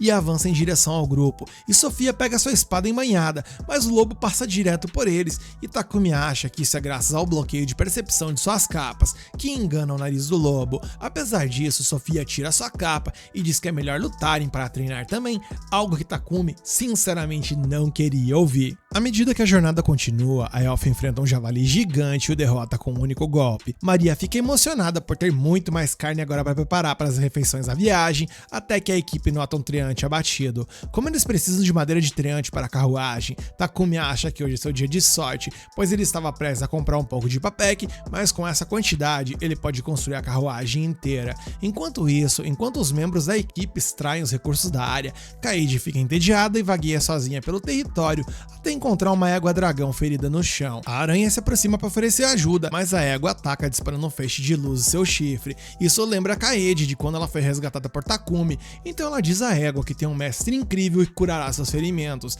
Nesse momento, duas formigas gigantes aparecem e Kaede percebe que são elas as culpadas por causarem os ferimentos na égua. Nisso, Kaede prende as duas com sua teia e a égua sinaliza com seu feixe, mostrando que a dupla ali está em sincronia. Porém, galera, os problemas parecem que estão apenas começando, pois nesse momento, um verdadeiro formigueiro as cerca. Kaede monta uma barreira de teia, mas as formigas começam a devorar o tecido para passar. A aranha tenta se comunicar telepaticamente com o mestre, mas acaba falhando, pensando que seus amigos a esqueceram e foram para casa. E estando gravemente ferida, a égua perde suas forças e desmaia, enquanto as formigas finalmente rompem a barreira. Naquele instante, tudo que Kaede pôde fazer é gritar pelo seu mestre e abraçar a égua, e na cena seguinte, ela acorda com a mão de Takumi afetuosamente colocada em sua cabeça. Kaede então desaba de chorar e grita que implorou para que seus companheiros viessem e ela não sabe por que eles não vieram, achando que eles tinham abandonado ela. E então eles explicam o porquê que a comunicação falhou.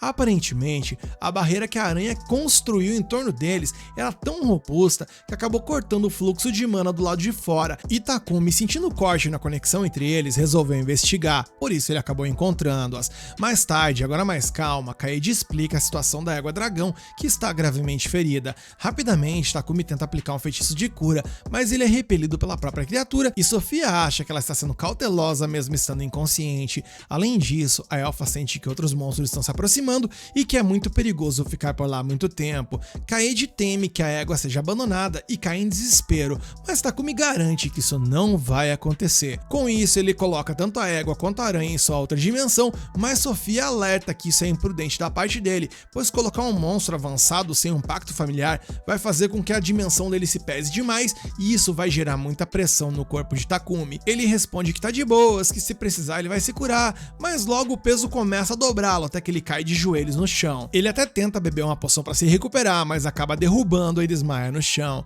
A cena muda e após mais de 12 horas de desmaio, vemos que o nosso prota estava na cama, mas ainda não havia acordado. Sofia observa que mesmo dormindo, ele mantém aquela dimensão funcionando, e a menos que Kaede abra essa dimensão, a égua dragão continuará lá dentro, fazendo com que Takumi define lentamente. Com isso em mente, antes que o mestre fique muito fraco, a elfa pega sua mão e a beija para poder se comunicar com Kaede. Dentro da dimensão alternativa da alquimista, a elfa pergunta se a aranha pode remover a égua, mas Kaede teme que a criatura fique ainda mais aterrorizada ao aparecer repentinamente em um local desconhecido. No entanto, Sofia explica que Takumi pode morrer a qualquer momento se nada for feito, então pede à amiga que crie a mesma barreira que fez na floresta, pois sem a visão dos arredores, a égua ficará menos assustada. E finalmente, Kaede gosta dessa ideia e promete seguir com o plano. Feito isso, Sofia anuncia que irá à empresa de Papeg para comprar ervas medicinais para monstros. No entanto, Maria pede para assumir essa responsabilidade para que a elfa possa cuidar de Takumi. Nisso vemos o nosso prota deitado na cama, mencionando sentir um calor na sua mão, enquanto ele ouve vozes de seus amigos em momentos aleatórios de seu tempo juntos, e isso faz perceber que é hora de acordar. E ao acordar, ele percebe que o calor que ele estava sentindo em sua mão eram as mãos de Sofia que estavam segurando ele, e vendo que o humano acordou, a elfa mostra surpresa e alívio, enquanto o mestre afirma que está feliz por ter elas ao lado dele. Enquanto os dois têm o seu momento ali, vemos que a Maria observa a cena com os olhos brilhantes, e eu perdi tudo nessa cena. A comédia da Maria é simplesmente a melhor. Após isso, Takumi menciona que quer enviar a égua dragão, e todos então vão para a barreira de Kaede, e percebendo que a criatura se recuperou bastante, ele menciona que percebeu que ela e Kaede já se tornaram amigas, então ele pergunta se ela gostaria de ser amiga dele também. Nisso o prota ativa sua habilidade de domar, então a eletricidade do chifre passa pelo círculo mágico que ele abriu, e dessa forma ele acaba domando a égua. E tendo a domado, Takumi conjura a cura avançada e regenera completamente sua nova amiga. Kaede pergunta qual será o nome dela, e ele lembra que ele nomeou a aranha por causa do padrão de folha em seu abdômen, e seguindo o padrão, o prota nomeia ela como Tsubaki, uma árvore de camélia que tem folhas o ano todo e floresce flores vermelhas e brancas. Maria acha o nome lindo e os outros companheiros compartilham da opinião. Tsubaki então aproxima seu focinho para Kaede acariciar, e abraçando a Tsubaki, Kaede comenta que se sentiu solitária, triste e assustada quando estava ferida na floresta, mas que tudo mudou quando seu mestre veio resgatá-la. Para solidificar essa felicidade, Maria então convida a todos para um jantar especial que ela preparará, e claro, todos aceitam o convite imediatamente. A cena muda e agora estamos no reino de Bárcula, na capital real Baquilatos, mais precisamente na companhia comercial de escravos Palum. Uma garota fera com aptidão mágica é apresentada a um cliente. Embora ela prometa se esforçar para adquirir novas habilidades, o homem responde que precisa de alguém que seja imediatamente útil e não apenas exótico, pois ele não tem intenção de cuidar da garota até que ela aprenda algo valioso, e ao dizer isso, o cliente vai embora. Em seguida, um funcionário encoraja a Reiva a não desanimar com o que aconteceu, garantindo que um bom mestre aparecerá um dia. Conforme a cena evolui, a garota deita-se em sua cama e reflete sobre as palavras que acabou de ouvir de seu mestre Burton, as mesmas palavras que ela ouve há anos. Em uma lembrança antiga, ela recorda um momento especial com o seu irmão mais novo, mas que logo deu espaço para a dura realidade que ela estava prestes a enfrentar. O menino perguntou para onde Reiva estava indo, e em lágrimas ela prometeu enviar muito dinheiro para casa. No entanto, apesar dessa promessa, a realidade estava se mostrando muito mais cruel do que ela imaginava.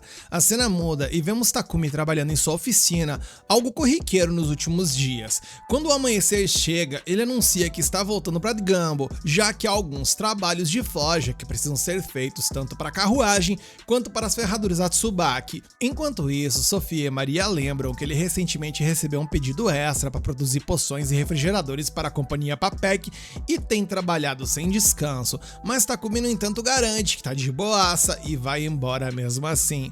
Ao chegar na guilda, Takumi ouve uma discussão acalorada entre Baraki e um outro homem por ali, então ele pergunta a Hanzo o que tá rolando. O recepcionista explica que houve relatos de um monstro estranho ao redor da cidade, e embora ninguém tenha certeza, o assunto está tomando bastante proporção e causando bastante alvoroço e preocupação. Hanzo havia feito um esboço de um desenho ali com base nos relatos das testemunhas, e pelo que parece, a criatura é no mínimo peculiar. Porém, como nenhum dano foi relatado até agora, então aparentemente não há motivo para pânico. Com isso, o funcionário pergunta a Takumi o motivo da visita, e o alquimista expressa seu desejo de registrar outro familiar. Hanzo então comenta que nada mais pode surpreendê-lo, já que o aventureiro havia registrado uma aranha assassina da última vez. No entanto, quando o cavalo Draco emerge da dimensão paralela do nosso prota, o funcionário não consegue esconder o seu horror, especialmente porque, comparando o esboço do monstro com esse cavalo dragão, todos os detalhes coincidem perfeitamente. Em outras palavras, ele está diante do animal que está causando terror ao redor de Bolton, e eu urrei com essa parte onde ele compara o desenho ao cavalo e a Kaede. De repente, o homem que conversava com Baraki grita que o monstro apareceu, e o mestre da guilda ordena que Takumi siga-o imediatamente para eles serem um papo a sós e tals. Enquanto isso, a cena muda e Sofia caminha pelas ruas e recorda uma conversa que teve com Mulan. Naquela ocasião, a senhora lamentou não ter nenhum servo com as características características que a Alpha procurava, mas prometeu entrar em contato com comerciantes de outras cidades em busca de um. E mudando de assunto, a humana comenta que Sofia mudou muito desde que fez um contrato com Takumi. Nesse momento, Maria chama sua amiga e informa que terminou a sua parte e agora está indo para outro açougue. Afinal, ela acha que Takumi tem parecido exausto, então está fazendo o que pode para mantê-lo bem alimentado e bem nutrido, já que ele fica tão focado no trabalho que ele até esquece de comer. Sofia confessa que adoraria aliviar o fardo dele, mas não sabe nem o que fazer porque ela não entende alquimia e tal. Sobre isso, Maria diz que ajudará na cozinha e a elfa acrescenta que pode dar uma mão nesse aspecto, pelo menos. Só que, no entanto, a Maria dá aquela franzida na testa e responde que isso aí não é necessário, o que faz Sofia se perguntar se sua amiga se sente insegura com a ajuda dela na cozinha. E a humana admite que sim. E como a elfa também se sente insegura na cozinha porque não sabe cozinhar, ela meio que sente que elas estão em pé de igualdade, por isso não fica pistola nem nada do tipo. E falando nisso, Maria menciona que sua amiga mudou muito, parecendo mais suave do que nunca, e esse lado elegante dela é bastante adorável. Envergonhada, Sofia desvia do assunto e pede que sua parceira termine as compras rapidamente para voltarem para Takumi. E falando do nosso prota, quando eles chegam à oficina de Gambo, o alquimista está simplesmente desmaiado no chão de exaustão. O ferreiro lamenta não ter conseguido impedir o jovem quando viu o quão feliz ele ficou trabalhando, mas ele expressa que se Takumi continuar nessa pegada, certamente ele vai de F a qualquer momento. De qualquer forma, se por um lado o rapaz tá morrendo de tanto trabalhar, por outro lado, os frutos de seu trabalho podem ser vistos diante de seus olhos, porque ele fica simplesmente encantado ao ver que a carruagem maravilhosa que ele fabricou finalmente está pronta. Maria corre para gritar que o interior do veículo é maravilhoso, embora Sofia ache que é um pouco exagerado. Dentro, Takumi explica que encantou a carruagem com expansão espacial, criando uma verdadeira casa dentro do veículo, e o negócio é simplesmente completo, com banheiro, cozinha e quarto para todo mundo. E encantada com seu novo espaço, Maria pega as rédeas de Tsubaki e cavalga em direção ao destino. Tomando chá no sofá, Sofia fica simplesmente impressionada que, apesar de estarem viajando a todo vapor, praticamente não há balanço dentro da carruagem. Takumi pergunta a Maria se há algo que a incomode ali e ela responde que poderia instalar umas lâminas que saíssem nas laterais do veículo e tal, parecendo aquelas bigas de gladiador, porque segundo ela isso seria muito legal. E assustado, o Takumi diz apenas que vai pensar nesse assunto. E após algum tempo cavalgando em alta velocidade, Tsubaki acaba evoluindo e desenvolve alguns status que a tornam ainda mais poderosa. Ao chegarem ao destino, Takumi se encontra com as presas de leão e fica feliz por ter esse grupo como sua escolta. Hit fica pasmo ao ver um cavalo Draco puxando a carruagem, até que Papek chega do lado de Godwin e um outro homem ali, elogiando a qualidade do veículo do alquimista. Takumi agradece pela companhia até a capital e Papek está ansioso para dar uma olhada dentro da carruagem. No entanto, assim que o bichão entra, ele solta um urro com toda a força, fazendo o dono do veículo correr para ver o que estava rolando ali, só que não era nada demais, era apenas o carinha que ficou embasbacado com a mansão que o moleque criou sobre rodas. E demonstrando incredulidade que o Takumi produziu aquilo sozinho, o empresário agarra o jovem e destaca seu talento incomparável com praticamente tudo que toca, até pedindo detalhes da fabricação de forma frenética. Godwin dá um soco na cabeça do empresário para acalmá-lo, então Papek se desculpa pelo ocorrido. De qualquer forma, o Marquês confessa que se sentiria abençoado por ter um veículo assim em sua posse, e Takumi percebe que ele está se insinuando que quer um também e tal. O Marquês então decide falar de uma forma mais direta e admite que gostaria que o alquimista fizesse uma carruagem semelhante para ele, dizendo que ele está disposto a pagar 100 moedas de platina por isso. Gente, Takumi fez as contas ali rapidão e percebe que 100 moedas de platina valem ali mais ou menos 1 bilhão de ienes, a bagatela de 37 milhões de reais, gente. O maluco vai conseguir se aposentar com apenas um projeto, garai. E de uma forma ou de outra, a jornada para Baquilatos começa e Godwin conversa com seu companheiro, afirmando que Takumi fez contribuições significativas para seu domínio e que certamente esse jovem tem tudo para evoluir ainda mais e se tornar conhecido mundialmente por suas invenções. Além disso, ele acredita que é o seu dever proteger o alquimista de pessoas más que possam ser atraídas pelo dinheiro envolvido. De fato, o Marquês entende quando precisa proteger as pessoas no reino de Bárcula, mas não consegue compreender o Império Sagrado de Sidônia, pois certamente o obriga a nunca baixar a guarda. E falando nessa porcaria de lugar, a cena muda e vamos para Sidônia, mais precisamente há muitos meses depois do presente de Takumi. Vemos que a Akane lê em seu quarto que a deusa Nat criou a humanidade à sua imagem e semelhança e depois criou os Homens-Fera a partir de bestas para servir a humanidade. Depois disso, ela criou os elfos e anões a partir de espíritos e também os deu à humanidade. Após ler isso, a garota vai até uma garota fera em seu quarto e toca sua coleira e demonstra ali algum tipo de incômodo. E voltamos então ao presente, onde a carruagem finalmente chega a Baquilatos em segurança e os presas de leão quase não tiveram problemas, pois sempre que havia algum monstro, Maria e Sofia rapidamente cuidavam do problema. Houve vezes inclusive que eles nem precisaram parar, pois a Kaede e a Tsubaki conseguiam lidar com o perigo em movimento. Papek se aproxima de Takumi e diz que gostaria de discutir algo com ele quando eles chegassem à estalagem. E finalmente, após chegarem a tal estalagem, o empresário diz que oferecerá ao rei algo semelhante à carruagem de Takumi, porque segundo ele, Godwin disse que essa seria a melhor forma de fazer sua majestade entender o talento excepcional do alquimista. Ele lembra que a audiência com o rei será em apenas 5 dias e acha que será difícil construir uma carruagem em tão pouco tempo, então seria melhor começarem quando voltarem a Bolton. No entanto, Takumi afirma que ele consegue fazer nesse prazo e essa notícia deixa o Papek animado para fazer tudo funcionar o mais rápido possível.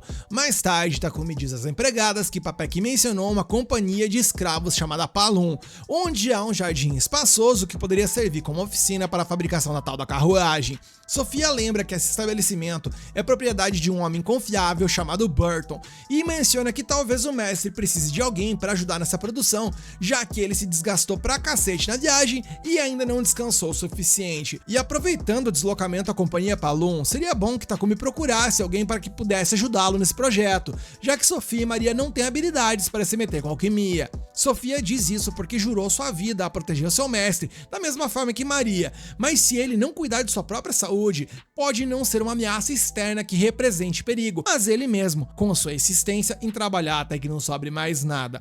E ouvindo sua fiel escudeira, o alquimista chega à companhia Palum em busca de alguém com experiência em alquimia. Burton comenta que ouviu que Takumi estava usando alquimia para criar uma carruagem feita de mitril e adamantita, e Sofia tem uma ideia de alguém que pode ser adequado para o trabalho. A cena muda e fora da companhia, Maria corre até Sofia porque não consegue encontrar Kaede. Embora a aranha estivesse ao lado de Tsubaki há pouco, ela simplesmente desapareceu. E preocupada com sua amiga, a elfa se junta à busca e chama pela aranha dentro da companhia, até ouvir Eiva gritando de medo por conta da aranha. Sofia repreende sua amiga e se desculpa com a garota fera, que está maravilhada com a aparência da elfa. Sofia pega o livro que a garota deixou cair e comenta que parece ser muito antigo.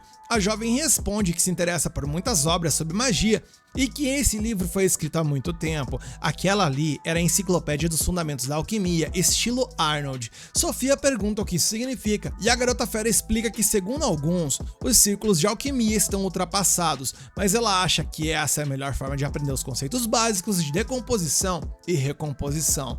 E conforme a cena evolui, Takumi encontra Sofia no corredor e pede que ela o acompanhe no processo de busca pelo candidato para se juntar ao grupo. E os dois se reúnem quando o Burton apresenta Eiva, que enquanto Takumi se apresenta, fica presa em pensamentos negativos, pois se ele também a rejeitar, ela não poderá fazer nada por sua família. Quando ela ouve que Takumi precisa de alguém com interesse em alquimia, a garota se levanta rapidamente para responder, mas ela se lembra das palavras duras do último cliente que a rejeitou, e isso fez com que ela pense que ela é uma inútil e não deveria se candidatar ao emprego. Sofia tenta encorajá-la e diz a Takumi que ela vem aprendendo sobre magia e alquimia por conta própria nesse lugar, e ao ouvir que envolvia a enciclopédia estilo Arnold, Takumi fica encantado e começa a discutir esse método com Eiva, que conhece as diferenças entre essa e outras técnicas como a Aaron Martin. Esperançoso, Takumi desenha um círculo e uma folha de papel e pergunta à garota se ela sabe para que serve aquilo. Tímida e nervosa, Eiva tenta se concentrar ao máximo no conteúdo em busca de uma resposta, analisando cada centímetro da ilustração para extrair o máximo de informações possível. Esse desafio significa tudo para ela,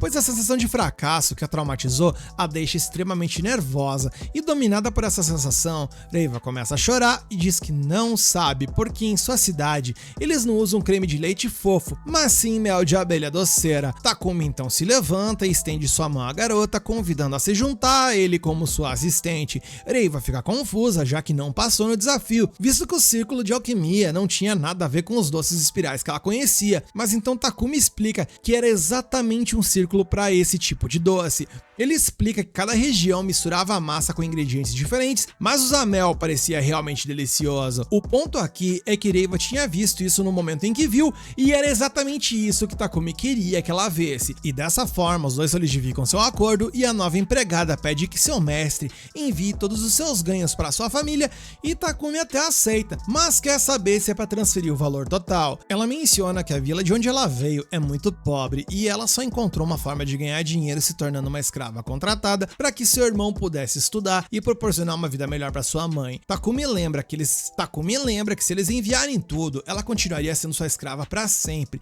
mas Sofia argumenta que quanto mais Reiva aprender sobre alquimia, melhores serão suas chances de se virar sozinha um dia, possivelmente pagando sua dívida de servidão e comprando sua própria liberdade. De qualquer forma, Elfa deixa claro que a garota fera não estará trabalhando para qualquer mestre, mas para alguém extremamente gentil e que talvez, mesmo enquanto serve, ela possa encontrar felicidade.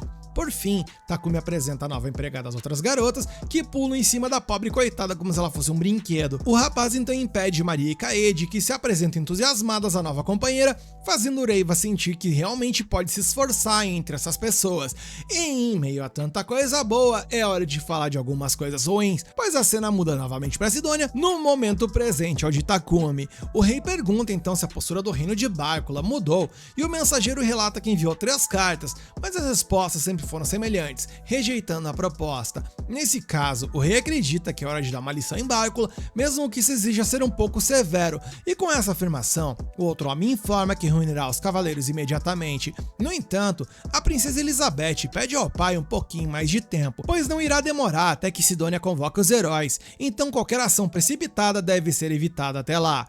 O rei argumenta que não podem deixar esse assunto sem resolução, mas Elizabeth acredita que em tempos como esses é preciso usar o poder da fé, espalhando o boato de que alguém está desrespeitando a Igreja da Luz Divina. O mensageiro menciona que isso pode provocar a ira dos fiéis, mas é exatamente isso que a princesa quer, pois quando isso acontecer, o Esquadrão da Luz Divina começará a agir. No dia seguinte, nosso prota criou uma carruagem utilizando um círculo alquímico a partir da síntese de uma liga de adamantita, e isso deixou Reiva extremamente impressionada. Após isso, Takumi comentou que a estrutura básica do círculo era a mesma utilizada inclusive nos doces em espiral, mencionando também que logo ela seria capaz de criar objetos tão complexos quanto esse, e não tão convencida, a garota fera questionou se o mestre realmente acreditava nisso, já que era uma tarefa bastante avançada, mas o nosso prota afirmou com convicção, afinal, Reiva possuía a qualidade mais importante que um alquimista precisaria ter, o brilho nos olhos ao ver as coisas realmente tomarem forma. Por conta disso, Takumi pediu a sua aprendiz que o ajudasse a sintetizar alguns componentes simples. O tempo então passou e chegamos ao dia da audiência com o rei de Bárcula, onde Takumi olhava para a carruagem que criou, enquanto um cavalheiro se aproximou e perguntou se o veículo pertencia a ele, ao que ele respondeu que não, dizendo que seria oferecido ao rei, embora ele mesmo o tivesse construído. Ao ver isso, o homem ficou impressionado com as habilidades do nosso prota e o garoto não entendeu como ele sabia seu nome. No entanto, Papeg chega por ali gritando a plenos pulmões Vossa Majestade, referindo-se ao cavalheiro ao lado de Takumi. E pedindo desculpas por não ter se apresentado antes, o homem se revelou ser Lobos Bárcula, o governante do reino. Ao descobrir isso, Takumi simplesmente empalideceu e quase desencanou e até se ajoelhou ali para pedir desculpas. Lobos pediu para que ele não fosse tão formal, enquanto Papeg e Bolton também se curvaram diante do senhor, observando que pensavam que a audiência seria no salão de recepção.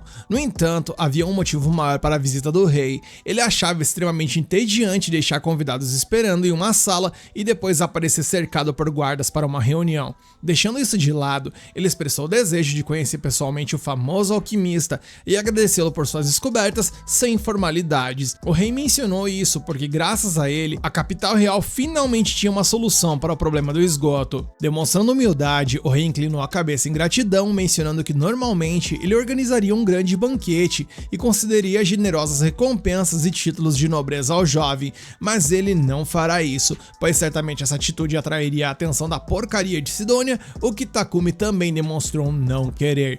Internamente, Takumi refletiu que esse governante realmente não julgava as pessoas pela aparência, o que ele acha isso ótimo. Após esse encontro inesperado, o rei Lobos recompensou o alquimista por resolver o problema do esgoto e o grupo deixou o castelo. castelo. Lobos então pediu aos seus servos Simon e Galahad que mantivessem o encontro com Takumi em segredo. Simon se comprometeu a impor uma ordem de silêncio a todos no castelo. No entanto, ele pondera que uma vez que Bárbara exportasse esse dispositivo mágico para outras nações, a influência de Takumi se espalharia ainda mais e nada poderia detê-la. O rei admitiu que isso era sua preocupação, pois quando isso acontecesse, a Igreja da Luz Divina não ficaria parada. Temos então um salto temporal para vários dias depois, onde o grupo do nosso prota retornou à capital real para Bolton e Takumi comprou oficialmente a mansão que vinha alugando de Papek. Durante o chá daquela tarde, Maria surpreendeu o mestre ao recusar novamente o aumento de salário. Segundo ela, Takumi já fornecia comida e outras coisas em abundância, então ela estava satisfeita com o pagamento ali à mesadinha que ela recebia. Da mesma forma, Sofia também recusou o pagamento, então Takumi enfatizou a importância de economizar para o dia em que seu contrato com ele terminasse. Sofia argumentou que, como uma elfa, ela viveria muito mais tempo que Takumi, então ela já decidiu que inclusive irá passar os seus últimos dias protegendo o túmulo de seu mestre.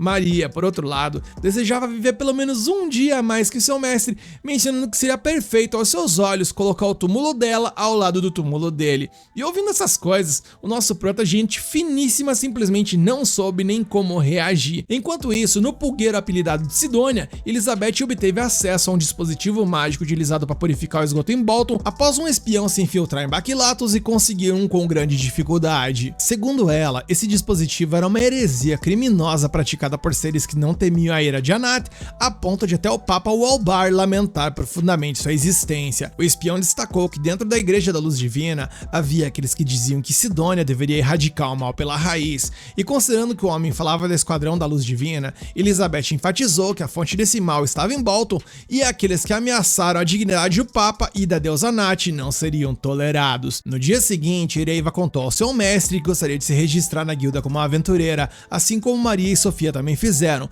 porque dessa forma ela poderia melhorar seus atributos como alquimista e artesã, além de desenvolver mais sua mana. Sobre isso, Takumi concordou que ser uma aventureira era uma boa maneira de aumentar sua mana, e pouco tempo depois, vemos que a garota fera foi ao local desejado e recebeu sua carteirinha de registro. Além de agradecer pelo serviço, Ereiva elogiou Hans por enviar dinheiro para a casa de seus familiares com uma taxa baixa, e ele respondeu que muitos aventureiros como ela solicitavam o mesmo serviço, o que significava que não era difícil de fazer. Além disso, agora que outro membro acabara de se juntar ao grupo de Takumi, Hans perguntou se ele gostaria de nomear a equipe. Afinal, apesar de todos os membros serem rank D, exceto Ereiva, a equipe do alquimista era uma das melhores de toda a guilda e não deveria ficar sem um nome. Envergonhado, Takumi lembrou que nunca teve a intenção de ser um aventureiro, e além disso, seu grupo não tinha uma divisão clara de papéis como as presas de leão, por exemplo. No meio disso, Baraki se aproximou do jovem e se ofereceu para cuidar dessa questão. Primeiro, ele enfatizou que o corpo de um aventureiro era o seu maior bem, e se você tivesse um corpo forte, poderia sobreviver a quase tudo o que acontecesse. Takumi argumentou mais uma vez que não queria nem se tornar um aventureiro, mas o mestre prometeu treinar o jovem pessoalmente. A cena então muda e vemos Takumi servindo de saco de pancadas pro Baraki. O careca então pergunta após a sessão de espancamento se ele pensou em um nome para a equipe. E Takumi, desesperado de dor, apenas sugere "somos aventureiros", e o Baraki descarta esse nome ridículo e deita nosso prota na porrada. Ficando impaciente, o mestre da guilda pergunta o que simboliza o Takumi que nasceu nesse mundo, mencionando que era para ele botar pra fora o nome do grupo. Gaguejando, Takumi sugere "vaso sanitário chegou", e Baraki, ao ouvir esse nome nojento, acabou arremessando o prota pra longe. Gente, mas também convenhamos, né? Pensa num cara ruim pra escolher nome. E enquanto Baraki batia e Takumi apanhava, Ereiva menciona que o caminho para se tornar alquimista é realmente muito árduo. E após voltar pra casa, Takumi, virado em lasca, levanta o tópico com as garotas pra ver se alguém tinha alguma ideia melhor do que tampa de vaso sanitário para o nome oficial do grupo.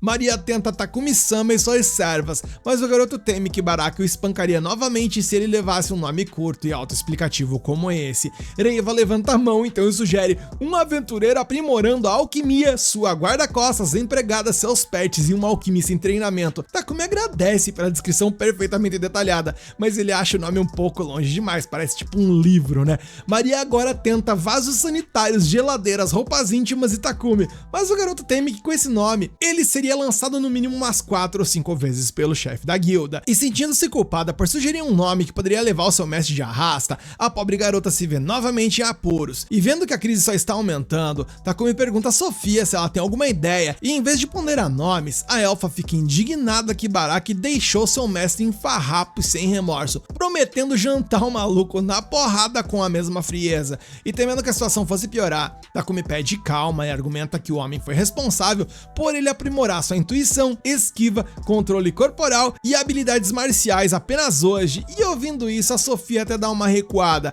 mas o Takumi sabe que essa história ainda tá longe de acabar. De volta a Sidônia, dessa vez para 10 meses após o momento atual de Takumi, vimos Yamato participando de uma sessão de treinamento de espada com sangue nos olhos. Assistindo a luta com um sorriso, Akira observa que o garoto continua atacando sem recuar, o que não funciona em uma batalha real.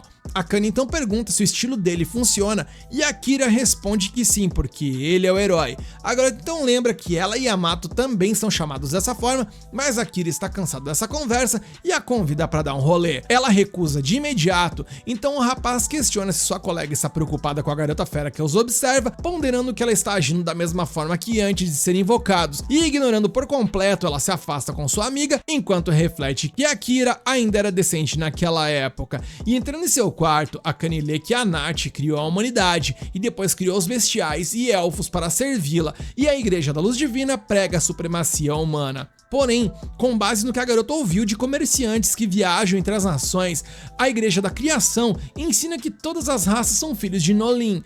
Ela então pensa no fato de ter sido convocada por essa nação dominada pela Igreja da Luz Divina, tentando entender qual é o seu papel nessa história toda, ponderando que dizem que ela e seus colegas estão ali pela paz mundial, mas ela sente que algo de errado não tá certo. E voltamos então ao presente, onde Takumi dá a Areiva um anel para ativar feitiços e um cajado feito de madeira de treante antigo e mitril. Kaede então aparece por ali e admite que está com inveja daquelas armas legais, então o mestre lhe dá uma manopla com garras, tendo pensado em uma arma que não atrapalharia a aranha ao manipular sua teia, e ele comenta que recebeu a ajuda de Reiva para o desenvolvimento da arma, e encantada pelo presente, ela agradece a ambos. Em seguida, Takumi retorna a Baraki com o seu grupo após decidirem que seriam chamados de Garras do Gato. Antes que o alquimista pudesse piscar, o gigante já coloca uma chave de pescoço nele. Maria então tenta ajudar e sugere o nome acabem com esse à mão Takumi-sama e suas servas, e o Baraki, ao ver essa nojeira de nome, simplesmente arremessa o prota no chão sem nem questionar. Takumi teme que Sofia comece a ficar furiosa por causa do espancamento ali, até que a elfa grita que a defesa de seu mestre está muito frouxa, aconselhando a prestar mais atenção em suas fraquezas, que são os locais onde o Baraki ataca. A cena então muda e após muito apanhar e vendo que o garoto está devastado, Hans pergunta na guilda se Takumi não preferia uma missão de escolta mais simples por enquanto. O alquimista mostra interesse, então Baraki informa que com a carruagem que eles possuem, levaria cerca de 4 dias para viajar até a cidade de Kilbus e voltar. Além disso, Hans menciona que essa escolta foi solicitada pelo próprio Papek. Takumi pergunta se o grupo Presas de Leão não seriam mais adequadas para essa tarefa, mas o recepcionista explica que eles estão em outro trabalho. Dessa forma, a única opção que restou ao líder do grupo foi aceitar esse objetivo, então partiram em sua própria carruagem puxada por Tsubaki, onde Kaede, que virou o próprio Wolverine, Maria e Reiva viajam, enquanto a carruagem escoltada era conduzida por Sofia, com Takumi e o contratante conversando logo atrás. O cidadão ali então menciona que está transportando suprimentos diários e dispositivos de purificação mágica e que o presidente pediu para que ele comprasse leite em Kilbus, e Takumi fica animado ao saber que a cidade tem leite e fica ainda mais feliz ao descobrir que ali tem queijo também. No entanto, vemos que a jornada é interrompida quando o comboio encontra monstros à frente, e segundo Sofia, aquilo ali era uma disputa territorial entre goblins e lobos da floresta. Kaede ordena que Tsubaki haja, então o cavalo Draco libera uma descarga elétrica no meio da luta, levantando uma nuvem de poeira. E quando a poeira baixa, todos os monstros foram de vala, fazendo o escoltado perceber que provavelmente não terão problemas para chegar em segurança. Algumas horas depois, já na cidade de Kilbus, Takumi e as garotas ficam maravilhados com a sopa cremosa servida, especialmente o garoto, que saboreia o gosto nostálgico de seu mundo original. Sofia pergunta se ele está bem e ele diz a elfa que gostaria de comprar leite e queijo antes de voltar, e ela responde que o mercado local fica aberto à noite. À noite, todos então se reúnem para comer pão com queijo, e Takumi reflete que faz apenas alguns meses desde que chegou a esse mundo, mas que parece que já fazem muitos anos. Independentemente disso, essa agora é sua vida, e ele sabe que jamais voltará ao mundo antigo, ponderando que provavelmente ele só deve estar pensando nessas coisas por causa do sabor nostálgico do leite e do queijo. Falando nisso, ele pergunta a Sofia se há algum arroz por perto, deserto e ela acha que ele pode estar se referindo ao grão que comem no reino de Samandor, mencionando que não está disponível no mercado de Báicula. Maria menciona que talvez esteja à venda na capital real e como eles acabaram de voltar de lá há alguns dias, Takumi fica inconsolável por ter perdido essa oportunidade. Sofia percebe que o garoto está agindo de uma forma estranha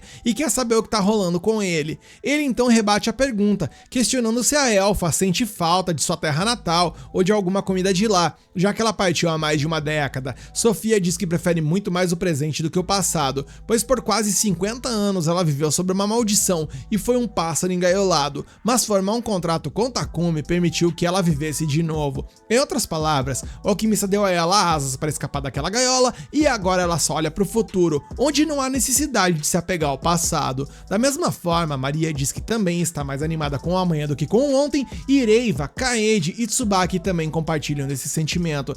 E refletindo sobre tudo que foi dito, Takumi meio que cai na real e sente o mesmo, pois ele também recebeu asas para começar uma nova vida. E pensando em quem lhe concedeu essa bênção, e considerando que cada membro deu asas um ao outro, Takumi tem a brilhante ideia de nomear o grupo de Asas de Nolim. E todos adoram a ideia, e isso vai pegar muito mal com Sidônia, só cuidem, gente. Eis que 2 dias depois, após completarem sua missão de escolta, o grupo retorna a Bolton à noite, mas assim que Takumi chega em casa, ele é surpreendido por uma nuvem de veneno paralisante. Quando ele se deu conta, todos os seus companheiros foram feitos de reféns por homens de capuz e máscara, e justo quando ele estava prestes a ser atingido por uma espada, alguém atira um projétil na arma do agressor, dando a Takumi a chance de contra-atacar e derrotar o atacante. E que linda pancada nosso prota deu no inimigo, nossa senhora! Nosso prota então agradece a Kaede, que está na dimensão paralela, e na sequência ele cura seus companheiros. Maria não entende como Takumi não foi afetado pelos efeitos da névoa,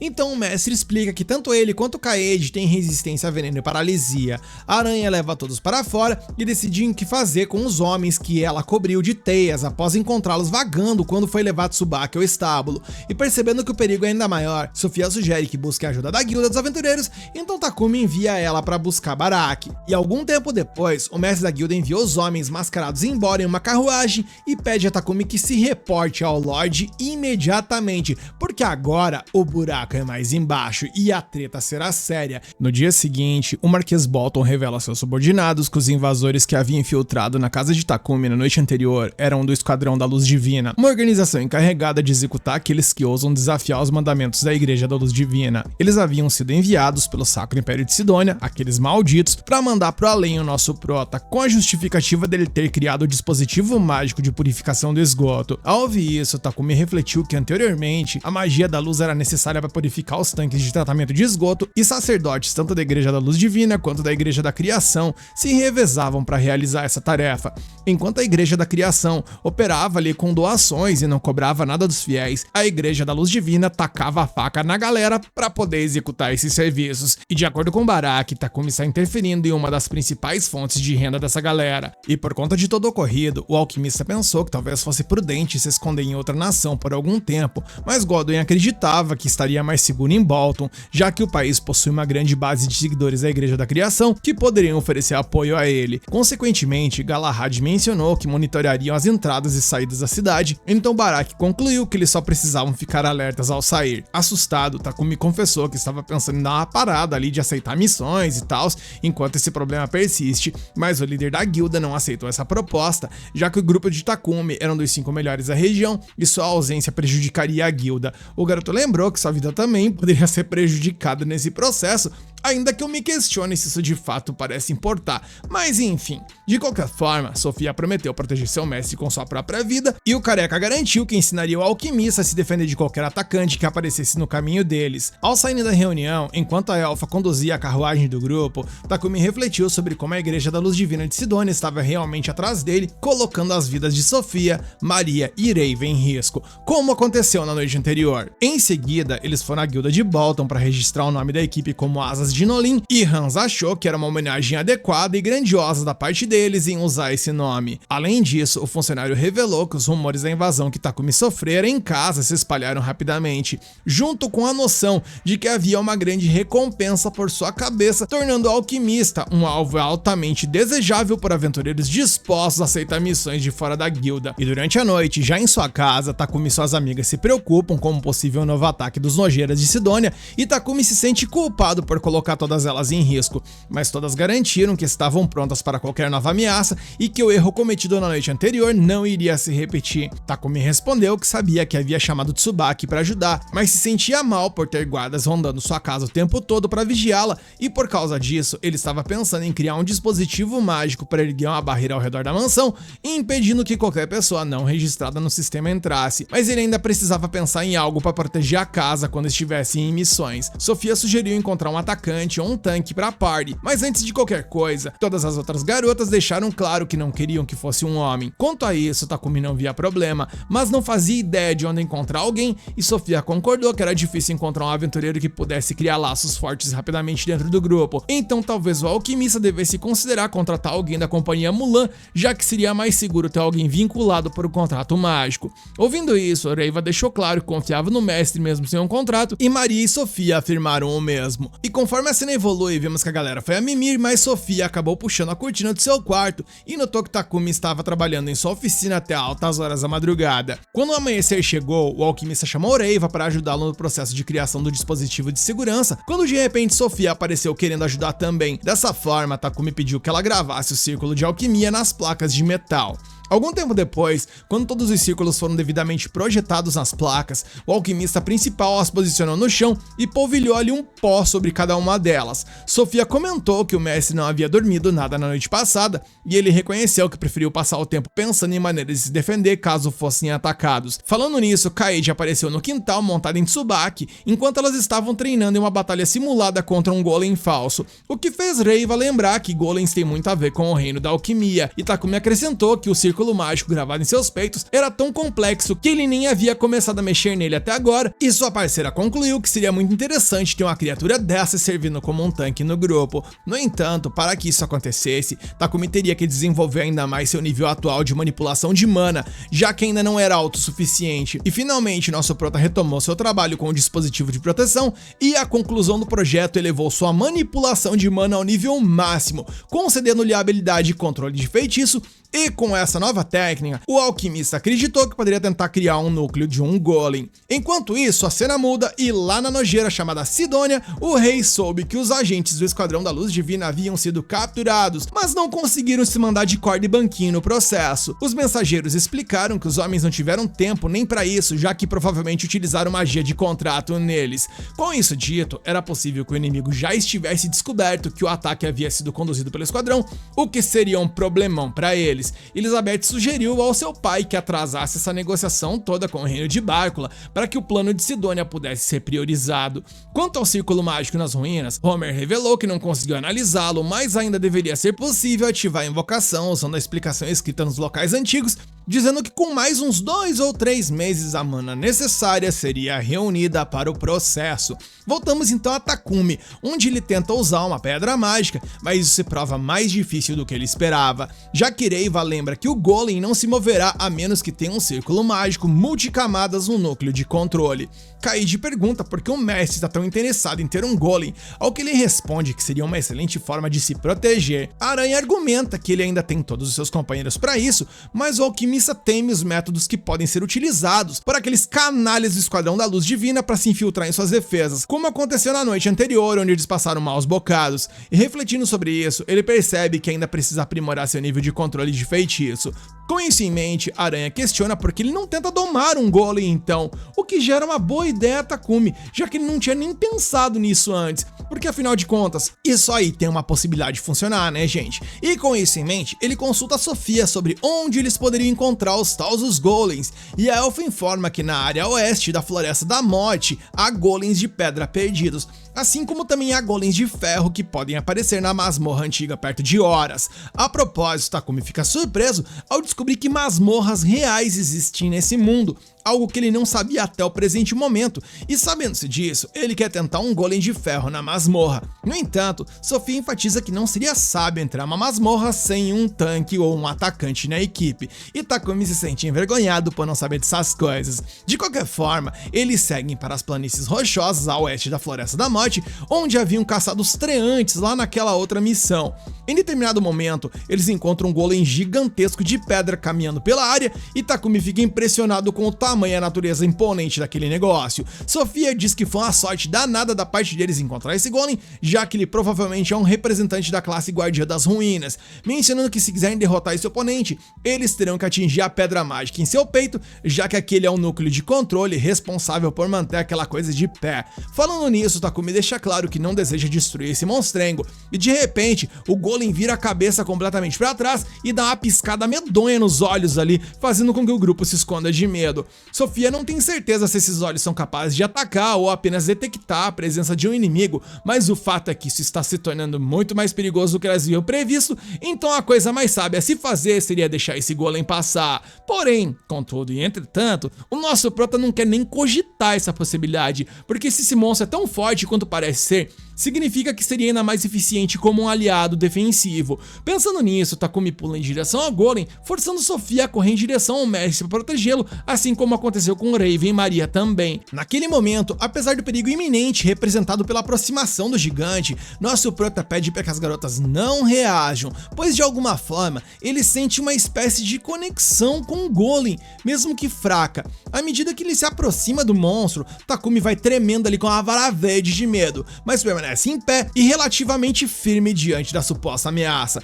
Curiosamente, ele não sente hostilidade da criatura de pedra, e ao observar mais de perto, Takumi se pergunta se esse golem que estava protegendo as ruínas tinha alguma relação com a deusa Nolin, porque se esse for o caso, parece que a criatura está reagindo justamente à bênção da Nolin que reside no corpo dele.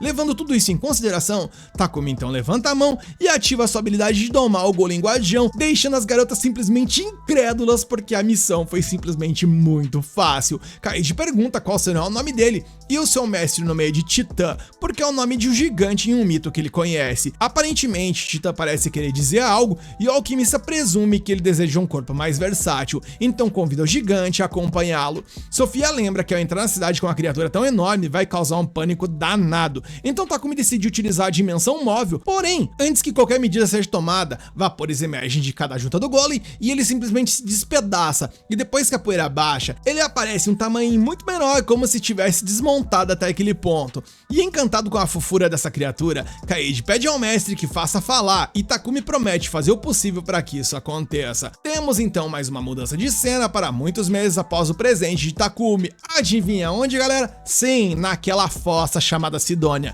onde Akira e Yamato haviam se desenvolvido ao ponto de dar uma sova ali nos treinadores, e a arrogância deles cresceu tanto quanto eles. Mais tarde, Akane vê os dois conversando casualmente com várias mulheres do reino, e ela acha isso simplesmente deplorável, mas os caras acusam a garota de estar com ciúmes, especialmente depois de ter sido tão fria com eles. E voltamos então ao presente, onde as coisas realmente importam, onde Takumi se diverte projetando e desenhando um novo corpo para o golem, e após finalizar o desenho, ele mal pode esperar para sintetizar o corpo, mas antes disso ele precisa resolver algumas pendengas por ali.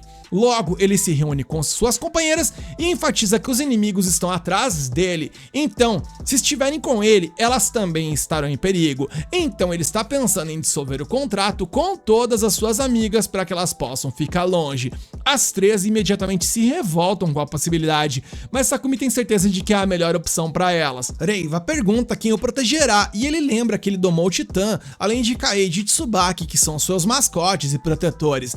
Além disso, o alquimista pagará o equivalente a todos os salários até agora para que nada falte às três meninas. E ouvindo cada palavra em silêncio, Maria finalmente se levanta, aponta a lança em direção ao mestre e enfatiza que se ele pretende dissolver os contratos, vai ter que passar por cima dela primeiro. Ele a lembra que não pode deixar pessoas tão valiosas para ele ficarem em perigo por sua causa, mas Maria pensa que provar seu valor seria lutar ao lado de seu companheiro. Afinal, eles são as asas de Nolin e também as asas um do outro, como o próprio Takumi tinha dito em outro momento. E se Takumi perder suas asas, ele provavelmente não vai mais poder voar. Deixando isso claro, a garota começa a chorar e Sofia comenta que as coisas ditas por Takumi, embora destinadas a protegê-la e fazerem sentido, foram as mais cruéis que elas poderiam ouvir. Naquele momento, Takumi lembra quando conheceu Maria pela primeira vez e como ela prometeu trabalhar duro para que ele a mantivesse por muitos anos, assim como Reiva e Sofia também fizeram e juraram lealdade incondicional a ele. Com isso em mente, nosso prota se se desculpa e confessa que apenas afastou seus próprios sentimentos por imaturidade, então ele recua e pede às suas amigas que se juntem a ele em sua jornada. Imediatamente as três reafirmam seus votos e garantem que sua aventura juntos está apenas começando, porque como eles prometeram, seus corpos e mentes pertencem ao mestre e elas devem tudo a ele, então entregue seus corações Sasageyo. E comovido pela lealdade de suas companheiras, Takumi enfatiza que a Zaza de Norin é a melhor equipe que existe. Na sequência, a equipe encontra a nova armadura de Titã e quase ficam cegos pela intensidade que aquele negócio brilha. Por sua vez, com uma nova voz, o Golem expressa muita felicidade por vestir uma pele tão resistente. Takumi diz que utilizou ligas de adamantita para a estrutura esquelética do Titã e ligas de mitril para sua armadura, fundindo as duas em um único corpo extremamente poderoso, equipado com massa, escudo e muito mais outras coisas. Além disso, Takumi desmonta um galpão no quintal e revela um hangar que ele mesmo construiu, que abriga uma versão gigante da armadura do Titã, que de acordo com o alquimista, se a menor se juntar ao maior, eles vão formar o grande Titã, ou seja, o Megazord do cara. Enquanto o Golem menor se acopla ao maior e tudo funciona corretamente, nosso prota simplesmente se lava de tanta felicidade. E observando essa cena excêntrica do céu, Norin comenta consigo mesma que esse garoto está realmente se soltando, até que outra deusa se aproxima para informá-la que, infelizmente, vestígios da existência de Anat foram encontrados, e embora ela não devesse existir, parece que muitos anos de fé da Igreja da Luz Divina influenciaram esse evento. Além disso, Anat está prestes a se tornar um espírito maligno, uma guerra pode eclodir em breve no continente. Norin sabe que esse conflito está prestes a começar, mas infelizmente ela não vai poder interferir pessoalmente. A outra deusa pergunta se é por isso que ela concedeu aquela bênção a Takumi, e Norin confirma que a sorte está lançada e tudo depende daquele humano. Eis que a cena muda mais uma vez e Elizabeth se dirige ao Círculo Mágico de Sidônia, esperando pelo grande momento que está prestes a chegar. Nisso o episódio acaba e agora aguenta coração para tancar a ansiedade para descobrirmos como irá se desenvolver a aventura de Takumi e de suas amigas. E você, quer continuar acompanhando esse anime aqui no canal? Então deixe o seu comentário dizendo que você quer a continuação, mete o dedão no like no hype para fortalecer esse vídeo e se inscreva, ativa o sininho para fortalecer o canal.